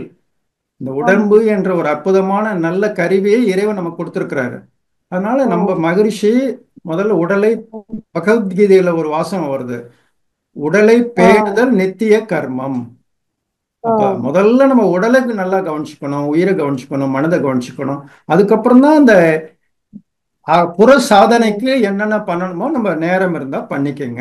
அப்படி பண்ணலைனாலும் இறைவன் நமக்கு ஒரு தண்டனையும் கொடுக்க போறது கிடையாது. ஏன்னா அவர் இருந்து இயங்கி கொண்டு இருக்கக்கூடிய இந்த உடலையே நீங்க நல்ல முறையில கவனிக்க ஆரம்பிச்சிட்டீங்களே, அந்த புறத்துல செய்யக்கூடிய அத்தனையும் இந்த உடலுக்காகத்தான் என்கிறத நீங்க புரிஞ்சுக்கணும். ஆமா. அதனால பக்தி யோகம் அதை விட்டுற கூடாது, விட்டுற வேணும்னு எங்கேயும் சொல்லல. அதோடு இதை இணைத்து கொள்ளுங்க அப்படின்னு தான் சொல்றோம். வாழ்க வளம். நன்றிங்க ஐயா. ரொம்ப நன்றி ரொம்ப கவிதாம்மா. ஓகே. வாழ்க வளமுடன். வாழ்க வளமுடன் அம்மா. நன்றிகள் அம்மா. வாழ்க வளமுடன். அடுத்த அன்பராக சண்முக பிரியா அம்மா அவர்களை அன்போடு அழைக்கின்றோம். வாழ்க வளமுடன்மா. வாழ்க வளமுடன்மா. வாழ்க வளமுடன் ஐயா. வாழ்க வளமுடன். ஐயா, இந்த இப்ப எஸ்ஆர்எம் இது சொன்னீங்க இல்லையா கிளாஸஸ், அது எப்படி ஐயா? ஜெயின் யூனிவர்சிட்டி மாதிரியே ஜெயின் யூனிவர்சிட்டி ஆன்லைன்ல கிளாஸ் கிடையாது. இப்ப அப்ளை பண்ணிருக்கோம் நாங்க. எக்ஸாம் சரிங்கம்மா. மட்டும்தான் ஆன்லைன்ல. இது எஸ்ஆர்எம் எப்படி ஐயா? ஆன்லைன்லயே கிளாஸும் இருக்குமா? எஸ்ஆர்எம் பற்றி உங்களுக்கு இன்னும் சர்க்குலர் இன்னும் வரல. இப்போதான் எம்ஓஇ சைன் பண்ணியிருக்கோம். அந்த சர்க்குலர் வரும்போது அதுக்குண்டான எல்லா விவரங்களும் உங்களை வந்து சேரும் மன்றங்கள் ஓகே மூலமா. ஓகே ஐயா. வாழ்க ஓகேம்மா. வளமுடன். வாழ்க வளமுடன். இதுல எதுவும் டவுட் இல்ல ஐயா? மிக சரிம்மா. சிறப்பு நல்லது ஸ்பீச். நல்லது நல்லது. தேங்க்ஸ் ஐயா. வாழ்க வளமுடன். வாழ்க வளமுடன். நன்றிகள் அம்மா. வாழ்க வளமுடன். அடுத்த அன்பராக பாப்பு அம்மா அவர்களை அன்போடு அழைக்கின்றோம். வாழ்க வளமுடன்மா. வாழ்க வளமுடன்மா. நன்றிம்மா. ஐயா வாழ்க வளமுடன் ஐயா. நான் நாமக்கல்ல இருந்து பேசுறேன். வாழ்க வளமுடன்மா. ஐயா ரொம்ப சிறப்புங்க. ரொம்ப அருமையான தலைப்பு. உணர்வு பூர்வமா அற்புதமா கொடுத்தீங்க. அதே உணர்வா இப்போ மணலக்கலையில அத்தனை பேர் ஆசிரியர்கள் அனைவரும் நம்ம அதை கடைப்பிடிச்சு அதை கொண்டு போனோம்னா கட்டாயம் மகர்ஷியினுடைய கனவை சீக்கிரம் நனவாக்க முடியும் ஐயா. இவ்வளோ அற்புதம். இதுக்கு முன்னால 2-3 தடவை உங்க ஸ்பீச்சை கேட்டிருக்கேன். இன்னைக்கு அவ்வளோ அற்புதம். ஒருவேளை தலைப்பு அப்படியா அப்படின்னு நினைக்கிறேன். ரொம்ப அருமையா கொடுத்தீங்க. கேட்க கேட்க அப்படியே மறுபடியும் திருப்பி திருப்பி கேட்கணுங்க. அது சட்டுன்னு எங்களுக்கு புரியல. இன்னும் 4 முறை அதை கேட்கணும். திரும்ப திரும்ப கேட்கும்போது தான் அந்த உணர்வு கட்டாயம் அவ்வளோ பேருக்கும் வரும். மகிழ்ச்சி கனவை நனவாக்க முடியுங்கய்யா. ரொம்ப அற்புதங்கய்யா. வாழ்த்துக்கள்ங்க. தொண்டு சிறப்பு. வாழ்க. நன்றிங்கம்மா. வாழ்க வளமுடன். ரொம்ப கேட்டதாக சொல்லுங்க. அம்மாவுக்கு ஒரு முறை நாமக்கல் வந்தப்போ உணவு கொடுக்கக்கூடிய ஒரு பாக்கியம் எனக்கு கிடைச்சது. அம்மாவை கேட்டதாக சொல்லுங்க. சரிங்கம்மா. சரி. வாழ்க வளமுடன். வளமுடன். நன்றிகள் அம்மா. வாழ்க வளமுடன். அடுத்த அன்பராக அசோகன் ஐயா அவர்களை அன்போடு அழைக்கின்றோம். வாழ்க வளமுடன் ஐயா. ஐயா உங்களுக்கு அட்மிட் கொடுத்துருக்கோங்க ஐயா. நீங்க அட்மிட் பண்ணிட்டு ஐயா கிட்ட பேசலாங்க ஐயா. அசோக் ஐயா. ஐயா வணக்கம். வாழ்க வளமுடன். வாழ்க வளமுடன். வாழ்க ஐயா வளமுடன். சின்ன கொஸ்டின்ங்கய்யா. இப்போ இந்த சின்ன குழந்தைங்கள்லாம் அந்த நாய் கிடைக்குது மாடு முட்டுதுன்னு ஒரு இது இருக்குங்க. அது இப்ப சின்ன குழந்தைங்க அவங்க கடவுளுக்கு ஈக்குவல் சொல்லுவாங்க. எந்த பாவமும் பண்ணியிருக்க மாட்டாங்க. கடவுள் ரொம்ப பேர் கருணை உள்ளவர் அவரு. அப்படி இருக்கும்போது அந்த குழந்தைங்க பாவம் பண்ணாமையே அந்த வலி வேதனையை அனுபவிக்கிறது எனக்கு ரொம்ப ஒரு காணொலியில பார்த்தப்ப எனக்கு ரொம்ப மனசு கஷ்டமா இருந்தது. இது நம்ம இப்ப வெளியில போறப்ப ஆடு மாடெல்லாம் பாக்குறப்ப வாழ்க வளமுடன் அந்த வாழ்த்து பண்ணிட்டே இருந்தா அந்த வாழ்த்தும் பயணம் கூட அந்த மைண்ட் செட்டை மாத்துமா? இல்ல மக்களுக்கே இப்ப ரொம்ப இந்த ஃபாஸ்ட் வேர்ல்ட்ல எல்லாமே ஃபாஸ்டா நடக்கணும்ன்ற ஒரு ஃபாஸ்ட்னால அப்படி நடக்குதா? அது மனிதனுடைய அந்த இயல்புக்கும் அந்த விலங்குடைய இயல்புக்கும் ஏதாவது தொடர்பு இருக்கா? நம்ம வாழ்த்த அது சரியாகுமா? அதை பத்தி ஒரு விளக்கம் சொன்னா நல்லா இருக்குங்க. நன்றிங்கய்யா. வாழ்க வளமுடன். வாழ்க வளமுடன். முதல்ல நம்ம குழந்தைகளே நமக்கு நல்ல அருக்காப்பு போட்டுக்கிட்டே இருந்தோம்னா அவங்களுக்கு எந்த ஜீவனாலும் எந்த துன்பமும் வராம இயற்கை பார்த்துக்கும், இறையாற்றல் பார்த்துக்கும். நம்ம உயிர் கருணை வேணும். அது நீங்க ஒரு பக்கம் வாழ்த்துறது இதெல்லாம் அவசியம் தேவைதான். எல்லா ஜீவன்களையும் நன்றாக இருக்கணும். உயிரெல்லாம் ஒன்றாமே உற்று பார்த்தால் எந்த உயிருக்கும் துன்பம் கொடுக்காத அளவுக்கு அந்த உணர்வு உயிர் உணர்வுன்னு சொல்றது. ஆகவே நம்ம எல்லாத்தையும் வாழ்த்துறோம். அப்ப அந்த ஜீவன்களுக்குள்ளாக அந்த ஆக்ரோஷம் வராம அது தடுக்கப்படும். இன்னொன்னு, நம்ம குழந்தைகளை நம்ம தான் பார்த்துக்கணும். அவங்களுடைய பிள்ளைகளை குழந்தைகளை அவங்கவுங்க பெற்றோர்கள் அவங்கள கவனிச்சுக்கணும். ஒரு எதா இருந்தாலும் ஒரு நெருப்பு இருக்குது, அந்த நெருப்பை போய் குழந்தை கையை வைக்கிது, அது சுடத்தானே செய்யும். அப்ப அந்த வகையில நம்ம தான் பாதுகாப்பா இருக்கணும். நம்மளை சுற்றி வேற்று உயிர் பகை அப்படிங்கிற மாதிரி வேற்று உயிர் ஜீவராசிகளிடமிருந்து நமக்கு எந்த விதமான துன்பம் வராம நாமளே பாதுகாத்து கொள்ள வேண்டும். அதுதான் அருட்காப்பு, இதெல்லாம் வாழ்த்து, இதெல்லாம் நம்ம மகிழ்ச்சி கொடுத்துருக்காங்க. அந்த முறையை கடைபிடிக்கலாங்க. வாழ்க வளமுடன். நன்றிகள் ஐயா. வாழ்க வளமுடன். உமையால் அம்மா வாழ்க வளமுடன்மா. மறுபடியும் அவங்க உமையால் அம்மா வந்திருக்காங்க. அன்மியூட் பண்ணிட்டு ஐயா கிட்ட பேசலாமா?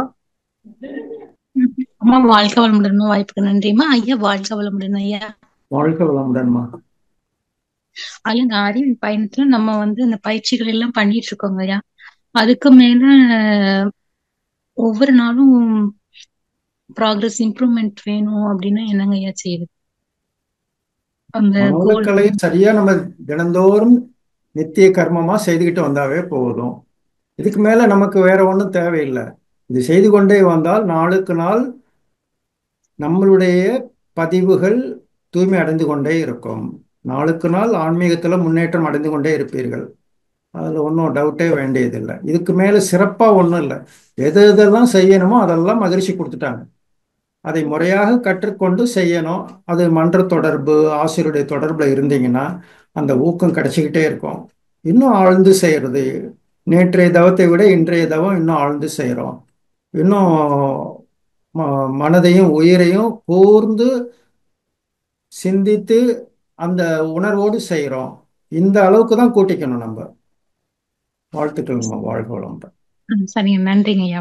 மிக்க நன்றிங்க, மகிழ்ச்சிங்க ஐயா. வாழ்க வளமுடன் ஐயா. ரொம்ப நன்றிங்க. வாழ்க வளமுடன். வாழ்க வளமுடன் அம்மா. அடுத்த அன்பராக பாலசுப்ரமணியம் ஐயா அவர்களை அன்போடு அழைக்கின்றோம். வாழ்க வளமுடன் ஐயா. வாழ்க வளமுடன் அம்மா. வாழ்க வளமுடன் அம்மா. ஐயா கிட்ட பேசலாம் ஐயா. வாழ்க வளமுடன் ஐயா. ஐயா சிறப்பாக இருந்தது ஐயா. நன்றிங்க. சொல்லுங்க ஐயா. என்னுடைய வயது 76. நான் இப்போ கேட்ராக்ட் சர்ஜரி வந்து ஒரு 2 நாள்ல பண்ண சொல்லிருக்காங்க. கேட்ராக்ட் சர்ஜரி பண்ணா மெடிடேஷன் அண்ட் உடற்பயிற்சி எல்லாம் எப்போ வந்து செய்யணுமையா? எத்தனை நாள் கழிச்சு செய்யணுமையா? ஒரு பொதுவாக வந்து ஒரு 3 months ஆவது கேப் இருக்கணும். 3 months ரெஸ்ட் வேணுமாயா? ஆமா. டாக்டர்கிட்ட ஆலோசனை பண்ணிக்கங்க. இந்த மாதிரி எக்ஸசைஸ் எல்லாம் நான் கத்துருக்கிறேன், எப்ப செய்யணும் மருத்துவரே நமக்கு கைட் பண்ணுவாங்க. ஓஹோ. ஆமா. பொதுவா நம்ம ஒரு 3 மாசம் கொஞ்சம் ரெஸ்ட் எடுத்துக்கணும். 3 months. ஓகே. ஆமா. மெடிடேஷன்லாம் எப்பவுமே பண்ணலாம், அதுல ஒன்றும் டவுட் இல்லை. என்னதுயா? மெடிடேஷனுக்குலாம் இந்த இது கிடையாது. மெடிடேஷன் எப்போ வேணாலும் பண்ணலாம். உடற்பயிற்சிக்காக தான் இந்த இது. உடற்பயிற்சி, காயகல்பம். ஆபரேஷன் பண்ணிருக்கறனால பொருந்தா உணர்வு வந்துடக்கூடாது. அதை மட்டும் டாக்டர் ஆலோசனை பண்ணிக்கிட்டு பண்ணுங்க. ஓகேங்க, நன்றியா. விட்டுறாதீங்க. எப்ப தொடர்ந்து மீண்டும் பண்ணணும். பண்ணிட்டு மெடிடேஷன்லாம் நல்ல எல்லாத்தையும் கத்திருப்பீங்க. எல்லா தவமும் கத்துக்கிட்டீங்களா? ஆமையா, நான் ஒரு பிரம்மஞானியா. அப்புறம் நீங்க அந்த தவம் எல்லாம் தாராளமா செய்யலாம். அதெல்லாம் உங்களுக்கு குயிக்கா ரெக்கவரி ஆகிறதுக்கு உதவியா இருக்கும். ஓகேங்க, ஓகேங்க. வாழ்க வளமுடன். நன்றி ஐயா. வாழ்க வளமுடன் ஐயா. நன்றிகள் ஐயா. வாழ்க வளமுடன். அடுத்த அன்பராக பவன் ஸ்ரீனிவாசன் ஐயா. வாழ்க வளமுடன் ஐயா. ஐயா வாழ்க வளமுடன். வாழ்க வளமுடன் ஐயா. இது சமயத்துல வந்து பிரச்சனைகள் எல்லா பக்கத்துல இருந்தும் வருதுங்க ஐயா. வேலையில, உடல் சார்ந்து, அப்புறம் மனம் சார்ந்து. அப்போ பிரச்சனைகள் வரப்ப நம்ம கடந்த காலத்துல நடந்த எல்லா பிரச்சனைகளும் மைண்ட்ல வந்து ஐயோ வாழ்க்கையே பிரச்சனை தான் அப்படின்ற மாதிரி தோணுதுங்க. இது வந்து ஒரு 2 வாரமா அந்த மாதிரி இருக்குது. இது எப்படிங்க ஓவர் கம் பண்ணி வர்றது? தவம் எது வரைக்கும் கத்துருக்கீங்க? தவம் பிரம்மஞானம் வரைக்கும் கத்துருக்கீங்க. பிரம்மஞானம் வரைக்கும் கத்துக்கிட்டீங்க. இந்த அகத்தாய்வு பயிற்சிகளே வந்து இது மாதிரி சிக்கல்கள் இருந்து மேல மனது கொண்டு வர்றதுக்கு தான் பயிற்சிகளே. அதுல இந்த எண்ணம் ஆராய்தல், நெகட்டிவ் தாட்ஸ் எல்லாம் வர்றதெல்லாம் எப்படி அதுல இருந்து மீண்டு வர்றது அப்படிங்கிறதுக்கு ஒரு சொல்யூஷன் கொடுத்துருப்பாங்க இல்லைங்களா? அப்ப அந்த சங்கல்பத்தை நீங்க போட்டுக்கிட்டே இருக்கணும். இந்த எண்ணம் இனி என் மனதில் எழாமல் விழிப்போடு இருந்து என்னை நான் காத்துக்கொள்வேன் அப்படிங்கிற சங்கல்பம். அந்த எண்ணங்கள்லாம் வரும்போது, நெகட்டிவா வரும்பொழுது இல்ல பெரிய சிக்கலா மாறிடுமோன்னு மனம் கற்பனை பண்ணுது. இருக்கிறது என்ன நீதியோ, என்ன செயல் செஞ்சோமோ அந்த செயலுக்கு உண்டான விளைவு தான் வரப்போகுது. இதெல்லாம் நம்ம ஒரு பக்கம் தவம் பண்றீங்க, இன்னொரு பக்கம் தற்சோதனை பண்றீங்க. இது 2னாலும் சரி செய்யலாம். இந்த மாதிரி சிக்கல்களிலிருந்து மீண்டு வர்றதுக்கு தான் இந்த தவ பயிற்சிகளை நம்ம பயன்படுத்திக்கணும். இன்னொன்று, அந்த ஒரு நல்ல கவுன்சிலர், நம்ம மனவளக்கலை ஆசிரியர்கள்ட்ட போய் ஒரு நல்ல கவுன்சிலிங் பண்ணிக்கங்க. நிச்சயமா சீக்கிரம் அதுல இருந்து வெளியே வந்துடலாம். வாழ்க வளமுடன். ஐயா ஒரே ஒரு நிமிஷம். இப்ப அதாவது பாத்தீங்கன்னா இது வந்து படிப்படியா தான் குறையுமாங்க. இப்போ வந்து உடனே இது பண்றதுக்கு வந்து என்னங்க பண்றது? உடனே குறையணும். ஆனால் எவ்வளவு அந்த பதிவுகள் நீங்க நினைக்கிறீங்க ஏதோ இப்ப இன்னைக்கு நேத்து வந்த விஷயம் அப்படின்னு நீங்க நினைக்கிறனால இன்னைக்கு சரி பண்ணிக்கலாம்னு நினைக்கிறீங்க. இது இல்லைங்க, இப்ப என்ன பிரச்சனை அப்படின்னா, இப்ப கொஞ்சம் ஒரு ஜாப்ல வந்து ஒரு சின்ன பிரச்சனை இருக்குது. இவங்க ப்ராஜெக்ட்ஸ் இல்லைன்ட்டு வேற கம்பெனி பாத்துக்கோங்க அப்படின்ட்டாங்க. ஸோ இதை வச்சுட்டு நிறைய பிரச்சனைகள் வந்து வருது. அது இல்லாம இதுக்கு முன்னாடி கொஞ்சம் முதுகு வலி அந்த மாதிரி உடல் சார்ந்த பிரச்சனைகளும் வருது. ஸோ அது பண்றப்ப ஒரு விரக்தி வந்து ஆட்டோமேட்டிக்கா வந்துருதுங்க.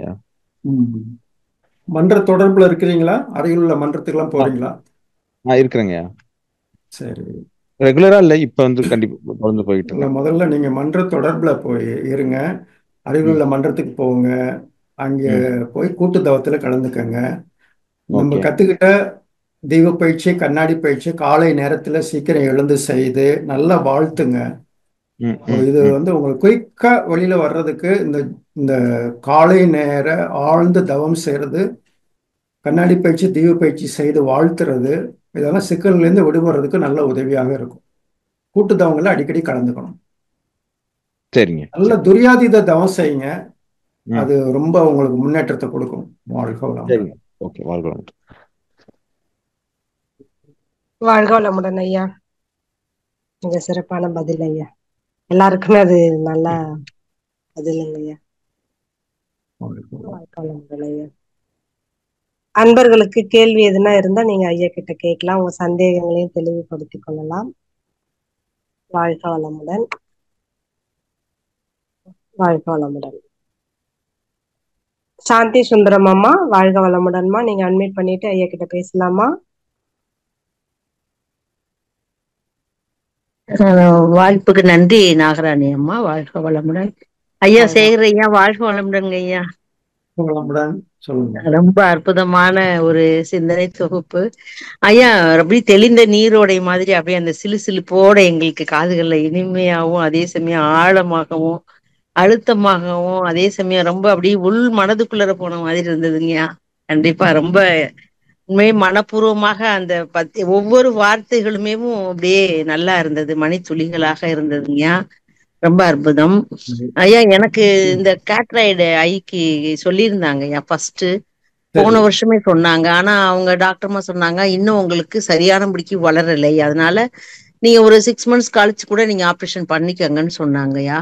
திரும்பி நான் லாஸ்ட் 2 monthsக்கு முன்னாடி நான் போய் பார்க்கும்போது இன்னும் வளர்ச்சி ஆகல, உங்களுக்கு இன்னும் ஒரு 6 மாதம் போகட்டும் அப்படின்னு சொல்றாங்கய்யா. அப்ப பிரச்சனை ஒண்ணும் இல்லைன்னா பண்ணலைன்னா தப்பு இல்லைங்க. நம்ம தொடர்ந்து உடற்பயிற்சி பண்ணிட்டு இருக்கோம் கண் பயிற்சியோட. சோ இது ஒண்ணும் பிரச்சனை இல்லை இல்லைங்கய்யா. ஆமா, இது ஒண்ணும் அவங்கதான் சொல்றாங்கல்ல, இப்ப ஒண்ணும் இல்ல, இப்ப பண்ணிக்க வேண்டாம்னு சொல்றாங்கல்ல. அது நல்லா வளர்ந்தாதான் அவங்க செய்ய முடியும்னு சொன்னாங்க டாக்டர், பெரிய டாக்டர். இங்க சங்கரா நேத்ராலியால தாங்க பாத்துட்டு இருக்கேன், அங்கதான் சொன்னாங்க. அதனால கண் எக்ஸசைஸ் தொடர்ந்து பண்ணிட்டு இருக்கோங்கய்யா. வாக்கு தயிர்லாம் பண்ணிட்டு இருக்கிறதுனால இப்ப உடல் நலமாவும் இருக்குது. சுகர் கொஞ்சம் பையன் தவறின பிறகு சுகர் வந்தது. இப்ப அதுக்கு பிறகு சுகரும் நார்மல் 122 தான் இருக்கியா சாப்பிட்ட பிறகு. அதனால மனவளக்கலை அன்பர்களுக்கு எல்லாம் ஒரு பதிவாக இருக்குங்கிறதுக்காக தங்களோடு நான் ஒரு ஆலோசனையாக நான் உங்கள்கிட்ட சொல்லிக்கிட்டேங்க, வேற ஒண்ணும் இல்லைங்கய்யா. ரொம்ப நன்றிங்கய்யா. அம்மா ரொம்ப விசாரிச்சதா சொல்லுங்க. உங்க இருவருக்கும் என்னுடைய மனப்பூர்வமான புத்தாண்டு வாழ்த்துக்கள்ங்க ஐயா. நன்றி. நன்றிங்கம்மா. நல்லா பயிற்சி செய்யுங்க. நான் ஆமாங்கய்யா. வாழ்க வளமுடன்ங்கய்யா. ஐயா, அமாவாசைக்கு வந்து நம்ம டி நகர்ல தான் மௌனமாங்கய்யா. நான் மடிப்பாக்கத்துல இருந்து தான் பேசுறேன். டி நகர்ல மௌனம். பௌர்ணமிக்கு மட்டும் நம்ம இங்க கைவேலியில. ஆமாங்கம்மா. ஆமாங்க, ஆமா, கண்டிப்பா கலந்துக்கிறீங்க. வாழ்க வளமுடன். வாழ்க வளமுடன். ரொம்ப நன்றிங்க. நன்றிங்கம்மா. நன்றிகள் அம்மா. வாழ்க வளமுடன். அசோக் ஐயா மறுபடியும் வந்திருக்கீங்க, அன்மியூட் பண்ணிட்டு ஐயா கிட்ட கேளுங்கய்யா. ஐயா வாழ்க வளமுடன். ஐயா வாழ்க வளமுடன். இப்போ ஒரு நண்பர் கேட்டிருந்தாரு, அதுக்கு எனக்கு தெரிஞ்ச பதிலையும் சொல்லிடுறேன். ஏன்னா அவரு வந்து இப்போ ஜாப் எல்லாமே சொல்லியிருக்காரு. இப்ப வந்து அவர் பதிவுகள் கழியறதுக்கான நிறைய நல்ல நேரம் வந்துடுச்சு. அதனால இப்ப அவர் சந்தோஷமா இடுக்கன் வருங்கால் நகுகன்னு சொல்லியிருக்காங்க. துன்பத்துக்கு துன்பம் கூட அப்துல் கலாம் ஐயா சொல்லியிருக்காங்க. அந்த மாதிரி நீங்க விவேகானந்தா புக்ஸ் எல்லாம் படிச்சாலும் உங்களுக்கு பவர் கிடைக்கும். பிளஸ் வந்து நீங்க ஆழியாரோ இல்ல வந்து பாம்பன் சுவாமிகளோ இல்ல திருவண்ணாமலை அந்த மாதிரி ஜீவ சமாதிகள் இருக்கிற இடத்துக்கு போயிட்டு தியானம் பண்ணீங்கன்னா, திருச்செந்தூர் இந்த மாதிரி இடத்துக்குலாம் போய் தியானம் பண்ணா இன்னும் கொஞ்சம் கொஞ்சம் ஆத்ம பலம் கூடும். இப்ப வந்து கடவுள் வந்து ஒரு கதவை திறந்துட்டு தான் ஒரு கதவை மூடுவாரு. இது எனக்கு நடந்த அனுபவத்தை வச்சு நான் சொல்றேன்.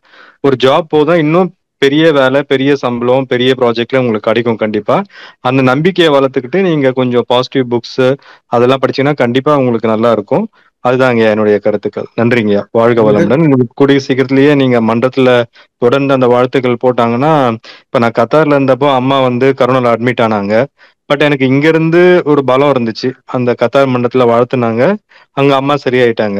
ஸோ அது மாதிரி நம்ம நம்பிக்கை வச்சு அந்த கூட்டு பிரார்த்தனையை செய்யும் போது, சித்தர்கள் சமாதிக்கு போகும்போது நமக்கு ஆத்ம பலம் கூடும். அந்த நம்பிக்கை வந்து உங்களுக்கு நல்ல ப்ராஜெக்ட், நல்ல வேலை, உடல்நிலை எல்லாமே நல்லா ஆகுன்றது நம்ம இறைவனிடம் வேண்டிக்கிறோங்க. நன்றிங்க. வாழ்க வளமுடன். வாழ்க வளமுடன். நன்றி, நன்றி அசோக் ஐயா, அற்புதமாக சொன்னீங்க.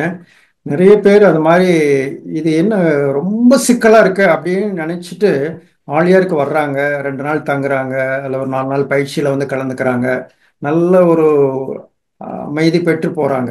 எவ்வளோ பேரை பார்க்குறோம். நம் படாத கஷ்டமெல்லாம் பட்டுட்டு இதுலேருந்து விமோச்சனம் என்னன்னு ஒண்ணுமே தெரியாதவங்க எல்லாம் இந்த மாதிரி புனிதமான ஸ்தலங்களுக்கு வரும் பொழுது அவங்க பெரிய முன்னேற்றம் நடக்கும். அதுதான் அசோக் ஐயா சொல்லியிருக்கிறாரு. வாழ்க வளமுடன். நன்றிங்க ஐயா. வாழ்க வளமுடன். மீண்டும் கவிதா கோவிந்தராஜன் அம்மா அன்மியூட் பண்ணிட்டு ஐயா கிட்ட பேசலாமா? வாழ்க வளமுடன் அம்மா, வாழ்க வளமுடன் ஐயா. என்னோட பேரன் வந்து ஆட்டிசம் ஐயா. அவன் செஞ்ச கர்ம வினையா இல்ல முன்னோர்கள் செஞ்ச கர்ம வினையா ஐயா? என்ன வயசாகுது? என்னங்கம்மா? என் பேரன் ஐயா. பேரனுக்கு வயசு என்ன கேக்குறாங்கம்மா? வயது என்னங்கம்மா? ஒண்ணுமே கேட்கலீங்க ஐயா. சரி, அதாவது நீங்க சின்ன குழந்தையா சின்ன பையனா இருப்பாங்கன்னு சொல்றீங்க, பேரன் தான் சொல்றீங்க. 4 வயசுங்க ஐயா. ஆமா ஆமா. அதாவது இது வந்து 7 தலைமுறைகளுடைய பதிவுகள் இதுல ஆன்மீகத்துல சொல்லப்படுகிறது. அதனால அது சஞ்சித கர்ம வினை. இது குழந்தைகளுக்கு வந்து சின்ன வயசு அவங்க என்னத்த கர்மத்தை செஞ்சிட போறாங்க. இது தொடர் வினையினால வந்த பதிவு தான் அது. அதனால இது வந்து முன்வினை, சஞ்சித வினை தான் அது. தலைமுறையாக கொண்டு வந்த வினைகள் இந்த குழந்தைக்கு ஒரு துன்பத்தை கொடுக்குது. அதனால் பெற்றோர்கள் துன்பம் அடைகிறாங்க, அவங்க தாத்தா பாட்டி துன்பம் அடைகிறாங்க. அந்த குடும்பத்துல அந்த தலைமுறையில வந்த வினை எடுத்துக்கிட்டு நல்லா வாழ்த்திக்கிட்டே வரணும். பெற்றோர்கள் இந்த மனவளக்கலை கத்துக்கிட்டு நல்லா தவம் செய்யறது, வாழ்த்துறது, அதனால ஓரளவு அந்த துன்பத்தை குறைக்கிறதுக்கு உதவியா இருக்கும். வாழ்க வளமுடன் ஐயா. ஆனா வந்து என்னோட கர்மப்படி எனக்கு குழந்தை இல்லைங்க ஐயா. நான் ஒரு பொண்ணை எடுத்து வளர்த்து அதுக்காக பிறந்த குழந்தைங்க. சரி சரி. அதுவும் பாதிக்கும் ஐயா எனக்கு. நீங்க வந்து அந்த பிறப்புக்கு முன்னும் இறப்பிற்கு பின்னும் உயிரின் நிலை அப்படின்னு ஒரு தத்துவம் மகரிஷி சொல்லி இருக்கிறாங்க. அதுல குழந்தைகள் எப்படி பிறக்கிறாங்க, அவங்களுடைய பதிவுகள் இதெல்லாம் எப்படி இருக்குது அப்படிங்கிறது விவரமாக அதுல சொல்லப்படும். அதனால இப்ப ஒருத்தருக்கு குழந்தை இல்லைனாக அவங்க வினை தூய்மை அடைந்திருப்பது என்பது ஒரு காரணம். வந்து புதுப்பிக்கிறீங்க பொழுது அதுல இருக்கக்கூடிய ஒரு மாற்றத்தை தான் இப்ப நீங்க சொல்றீங்க. இதெல்லாம் நீங்க வந்து நல்ல ஆராய்ச்சி செய்யணும், வாழ்த்தணும். இத வந்து பார்த்துட்டு கவலைப்பட்டு இருக்கிறதுனால ஒன்றும் ஆக போறது கிடையாது.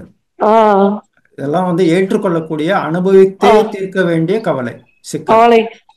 அதாவது நம்ம ஒரு கர்மாவதிக்கு இப்ப நான் 4 கர்மாவை அனுபவிக்கிறேன் ஐயா. அதுதான் இந்த மாதிரி பதிவு இருக்குது. நீங்க நல்லா ஆழ்ந்து தவம் செய்யுங்க, துரியாயுதம் நல்லா செய்யுங்க, நல்லா வாழ்த்துங்க.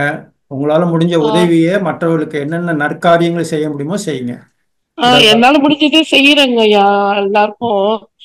இருந்தாலுமே ஒரு கர்மாவை தேடி இப்ப 4 கர்மாவை அனுபவிக்கிறதா இருக்குது.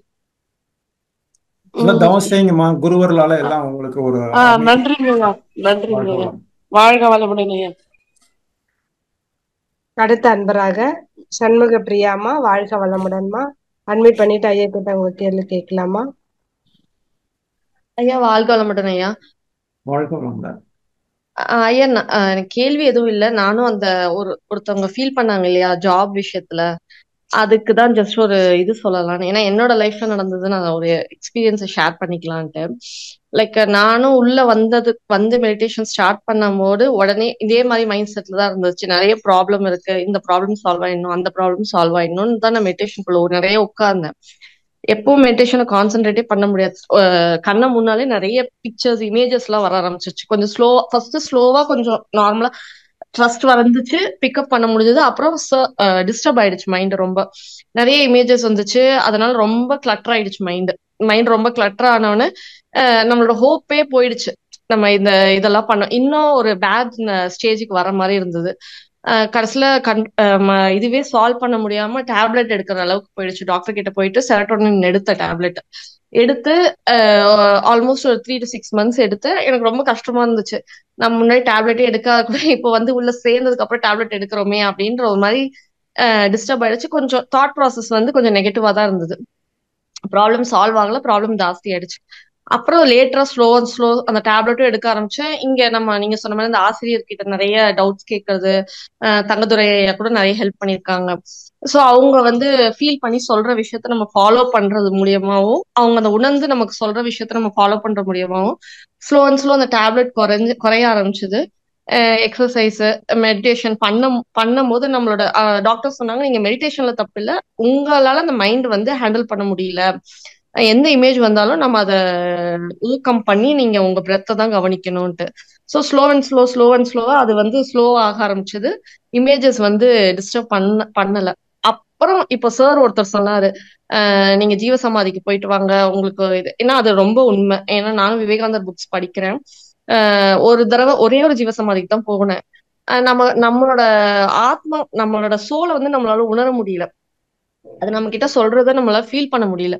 அது நமக்கு அந்த ஹிண்ட் கிடைச்சிச்சுன்னா நம்ம நெக்ஸ்ட் என்ன பண்ணணும்ன்றது, அவர் சொன்ன மாதிரி ஒரு விஷயம் போதுல இன்னொரு விஷயம் பெட்டரா வரப்போகுது, அதுக்கான இதுன்றத நம்ம அப்ரோச் பண்ண முடியாம தான் நம்ம அதை இது பண்றோம். நம்ம சிம்பிளா சொன்னா மகர்ஷி சொன்ன மாதிரி ப்ராப்ளம் இல்லாத லைஃப எதிர்பார்க்க கூடாது. அந்த ப்ராப்ளம் அக்செப்ட் பண்ண ஆரம்பிச்சோன்னா அது ஆட்டோமேட்டிக்கா வேனிஷ் ஆக ஆரம்பிச்சிடும். நமக்குள்ளேயே அந்த ஐடியா கிடைக்க ஆரம்பிச்சிடும், என்ன பண்ணணும் எது பண்ணணும். அப்படியே ஸ்லோவா அது வந்து இம்ப்ரூவ்மெண்ட்டுக்கு போகும். நம்ம ட்ரஸ்ட்டை விடாம நம்ம ஏன்னா மைண்ட் எப்போ உட்கார்ந்தாலுமே ப்ராப்ளம், நமக்கு அந்த ப்ராப்ளம் தான் முக்கியமா இருக்கும். அதுதான் சால்வ் ஆகணும், அது காமாக ரெடியாவே இருக்காது. ஸோ அதை ஃபர்ஸ்ட் நம்ம பிடிச்சாதான் அந்த அடுத்த லைனுக்கு நம்ம போக முடியும்ன்றது என்னோட பர்சனலான ஒரு எக்ஸ்பீரியன்ஸ் ஐயா. சரி, அதை ஷேர் பண்ணலாம் தான் இது பண்ணேன். தேங்க்யூ ஐயா. சிறப்பு. உங்களுடைய ஃபீட்பேக் நல்லா கொடுத்தீங்க. அவருக்கு நிச்சயமா ஒரு தெளிவு கிடைச்சிருக்கும். நன்றி. வாழ்க வளமுடன். வாழ்க வளமுடன். வாழ்க வளமுடன். அடுத்த அன்பராக மைதிலி தீனதயாளன் அம்மா, வாழ்க வளமுடன்மா. நீங்க அட்மிட் பண்ணிட்டு ஐயா கிட்ட பேசலாமா? ஹலோ, வாழ்க வளமுடன் அம்மா. நன்றிங்கம்மா ஐயா. வாழ்க வளமுடன். நான் Maithili Deenadayal from Velachery Madipakkam near Madipakkam complex பக்கத்துல. உங்களுக்கு தெரியும் என்ன தெரியுங்களா? இப்போ ஒரு ஆட்டிசம் சைல்டு சொன்னாங்க இல்ல, ஒருத்தர் வளர்க்கறேன்னு சொன்னாங்க இல்லையா? இப்ப வந்து என் பொண்ணுக்கு பையன் வந்து ஆட்டிசம் தான். அதாவது என் ஹஸ்பண்டு, அவருடைய அண்ணா, என் அம்மா 3 பேரும் ஒரு தாத்தா கிட்ட வளர்ந்தாங்க. வளர்ந்தவரு எங்க தாத்தா அந்த வளர்த்தவர்கிட்ட எல்லாம் பண்ணி சூப்பர் பெர்ஃபெக்ட், அந்த அளவுக்கு ஜீனியஸா 3 பேருமே அருமையா வளர்ந்து வந்தாங்க. அது ஏதோ ஒரு பிரச்சனை வந்து எங்க மாமனார் தாத்தா வந்து அவர் வளர்த்தவர் திட்டிருக்காரு, பைத்தியக்காரனா என்னமோ சொல்லியிருக்கிறாரு. ஆனா அவரோட மன வருத்தம் 3 பேருக்கு, எங்க அம்மாவுக்கு ஒரு பொண்ணுல வேற, எங்க வீட்டுக்காருக்கு என் பொண்ணு வைத்து வேற பொண்ணு ஆயிடுச்சு. அப்புறம் எங்க பெரிய மாமா அவங்க சொன்னா அடாப்ட் பண்ணாரு, ஒரு குழந்தை கிடையாது, ஒய்ஃபுடைய தங்கச்சி பொண்ணு அடாப்ட் பண்ணாரு. அந்த பொண்ணுக்கு ஆட்டிசம் சைல்டு. ஆனா அது செஞ்ச ஏதோ ஒரு இதுல கர்மால இல்ல 11 வயசுல போயிடுச்சு. அடுத்த குழந்தை பிறந்து அது ஹார்ட் ட்ரபிள்ல போன 1 வருஷம் கூட ஆகல, இறந்து போச்சு. பட் இப்போ நாங்க தியானம், இது எதுக்கு நான் சொல்றேன்னா, சும்மா எங்காத்துக்கார கச்சேரி போறாங்களா பண்ணக்கூடாது. ஹோல் ஹார்ட்டடா எல்லார்கிட்ட மன்னிப்பும் கேட்டு நல்லா தியானம் பண்ணி, நம்ம கிட்ட எவ்வளவு போன எல்லாரும் நிறைய இருக்குன்னு சொல்ல முடியாது, இருக்கிறதுல கொஞ்சம் தானம் பண்ணணும், கண்டிப்பா செய்யணும். அதை செஞ்சுட்டு நம்ம நல்லா தியானம் வாழ்த்த நிறைய எண்ணம் வருதுங்கிறாங்களே, எண்ணம் நான் ரொம்ப வருஷம் இருக்கனாலும் அதெல்லாம் வராது, அது வேற. ஆனா வந்து அதெல்லாம் பண்ண போனா இப்ப என் பேரனுக்கு ஹாஸ்டல், பெஸ்ட் ஹாஸ்டல் கிடைச்சி அவன் பிரெயின்லயே எல்லாத்தையும் ஒர்க் அவுட் பண்ணி ப்ரமோஷன் வந்து இப்ப 2 மாசமா வந்து அடுத்த கிரேடு போட்டாங்க. 15 வயசு பர்த்டே, Feb 17th பர்த்டே முடிஞ்சுது அவனுக்கு. அவன் இடையில வந்து போன முறை நான் மார்ச்ல அங்க போயிட்டு ஏப்ரல் வந்து சூரிய கிரகணம் 8, 9 அரகண்டா பிஹேவ் பண்ணி என் பொண்ணு மூக்க கிழிச்சு ஆம்புலன்ஸ் வந்து எல்லாம் போயிட்டு ட்ரீட்மெண்ட் பண்ணி இங்க இருந்து நாங்க வாழ்த்தி. ஏன்னா அதுக்கு நாம தான் பண்ணணும். எந்த பேரன் பேத்தி யார் அனுப்பிச்சாலும் தாத்தா பாட்டி தான், பெற்றோர்கள் கிடையாது. அந்த வினைதான் வருது. அதுக்கப்புறம் வாழ்த்தி நல்ல ஒரு இது கிடைச்சு எமர்ஜென்சி ஹாஸ்பிட்டல் போய் அப்புறம் பிஹேவியர் தெரப்பி ஹாஸ்பிட்டல் போய் அங்கிருந்து அந்த ஹாஸ்பிட்டல் கிடைச்சு ஃபுல்லா கவர்மெண்ட் ஏத்துருச்சு. எத்தனை அவ்வளவு கோடி அவனுக்கு அலாட் பண்ணிட்டாங்க. அந்த மாதிரி செய்யறாங்க. ஸோ நம்ம எவ்வளவு கொடுக்குறோமோ நல்லது செய்ய அங்க என்னன்னா அவன் மாறுவான், ரெக்கார்டு கிரியேட் பண்ணுவான். நீங்க இந்த இதுவே பண்ணாதீங்க, கண்டிப்பா நடக்குங்கிறாங்க. அது வந்து ரொம்ப சந்தோஷமா இருந்தது. அப்ப நான் சொல்லுவேன் சுவாமிஜிக்கு, ஏன்னா பொண்ணு அருள்நிதி, அதனால அவ வந்து நிறைய வாழ்த்து பண்றா. நிறைய இப்போ சமீபத்தில் இப்போ நம்ம வேளச்சேரியில இருக்க ஒரு மண்டபத்திவருடைய சவுன்மேடு தான் 3 பொண்ணு முடியாத பணம் கட்டன்னு அவ இப்ப 27,500 ரூபாய் ஃபீஸ் கட்டிதான் அந்த பொண்ணுடைய காலேஜ் படிப்புக்கு. ஏதாவது எதுக்கு சொல்லக்கூடாது. அந்த மாதிரி மனசார செய்யுங்க, தானா கொஞ்சம் கொஞ்சமா விலகும். நல்லதா நினைங்க ப்ளீஸ். தயவு செய்து எந்த ஒரு நெகட்டிவ் போடாதீங்க. சொசைட்டி நம்ம பாதிப்பு வரும்போதெல்லாம் நம்ம காரணம்னு ஒண்ணு நினைக்கிறோம் ஒவ்வொருத்தரும்.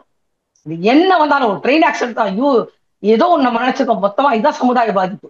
அதனால கூடுமா இருக்க இந்த ஸ்கை மெம்பர்ஸ் இருக்கிறவங்களாவது எந்த காலத்துக்கும் நெகட்டிவ் போடாது, பாசிட்டிவா நினைங்க, கண்டிப்பா நல்லா வருவாங்க. அதுதான் மெயின். நன்றிங்க, வாழ்க வளமுடன். வாழ்த்துக்கள், நல்லது, வாழ்க வளமுடன். நல்ல ஒரு ஃபீட்பேக் கொடுத்தீங்க, உணர்வுபூர்வமா சொன்னீங்க. வாழ்க வளமுடன். நன்றிங்க. வாழ்க வளமுடன். வாழ்க வளமுடன் ஐயா. கேள்வி இல்லைங்க ஐயா, நிறைவு செஞ்சுக்கலாமா ஐயா? நிறைவு பண்ணிக்கலாமா? ரொம்ப நன்றிங்க ஐயா. ஒரு சிறப்பான ஒரு சிந்தனை உரையை தொடர்ந்து கேள்வி பதில் நிகழ்வு ரொம்ப சிறப்பா இருந்ததுங்க ஐயா. மிக்க நன்றிங்க ஐயா. வாழ்க அனைவருக்கும் நன்றி. வாழ்க வளமுடன். நம் கடமை அறவாழ்வின் நாட்டை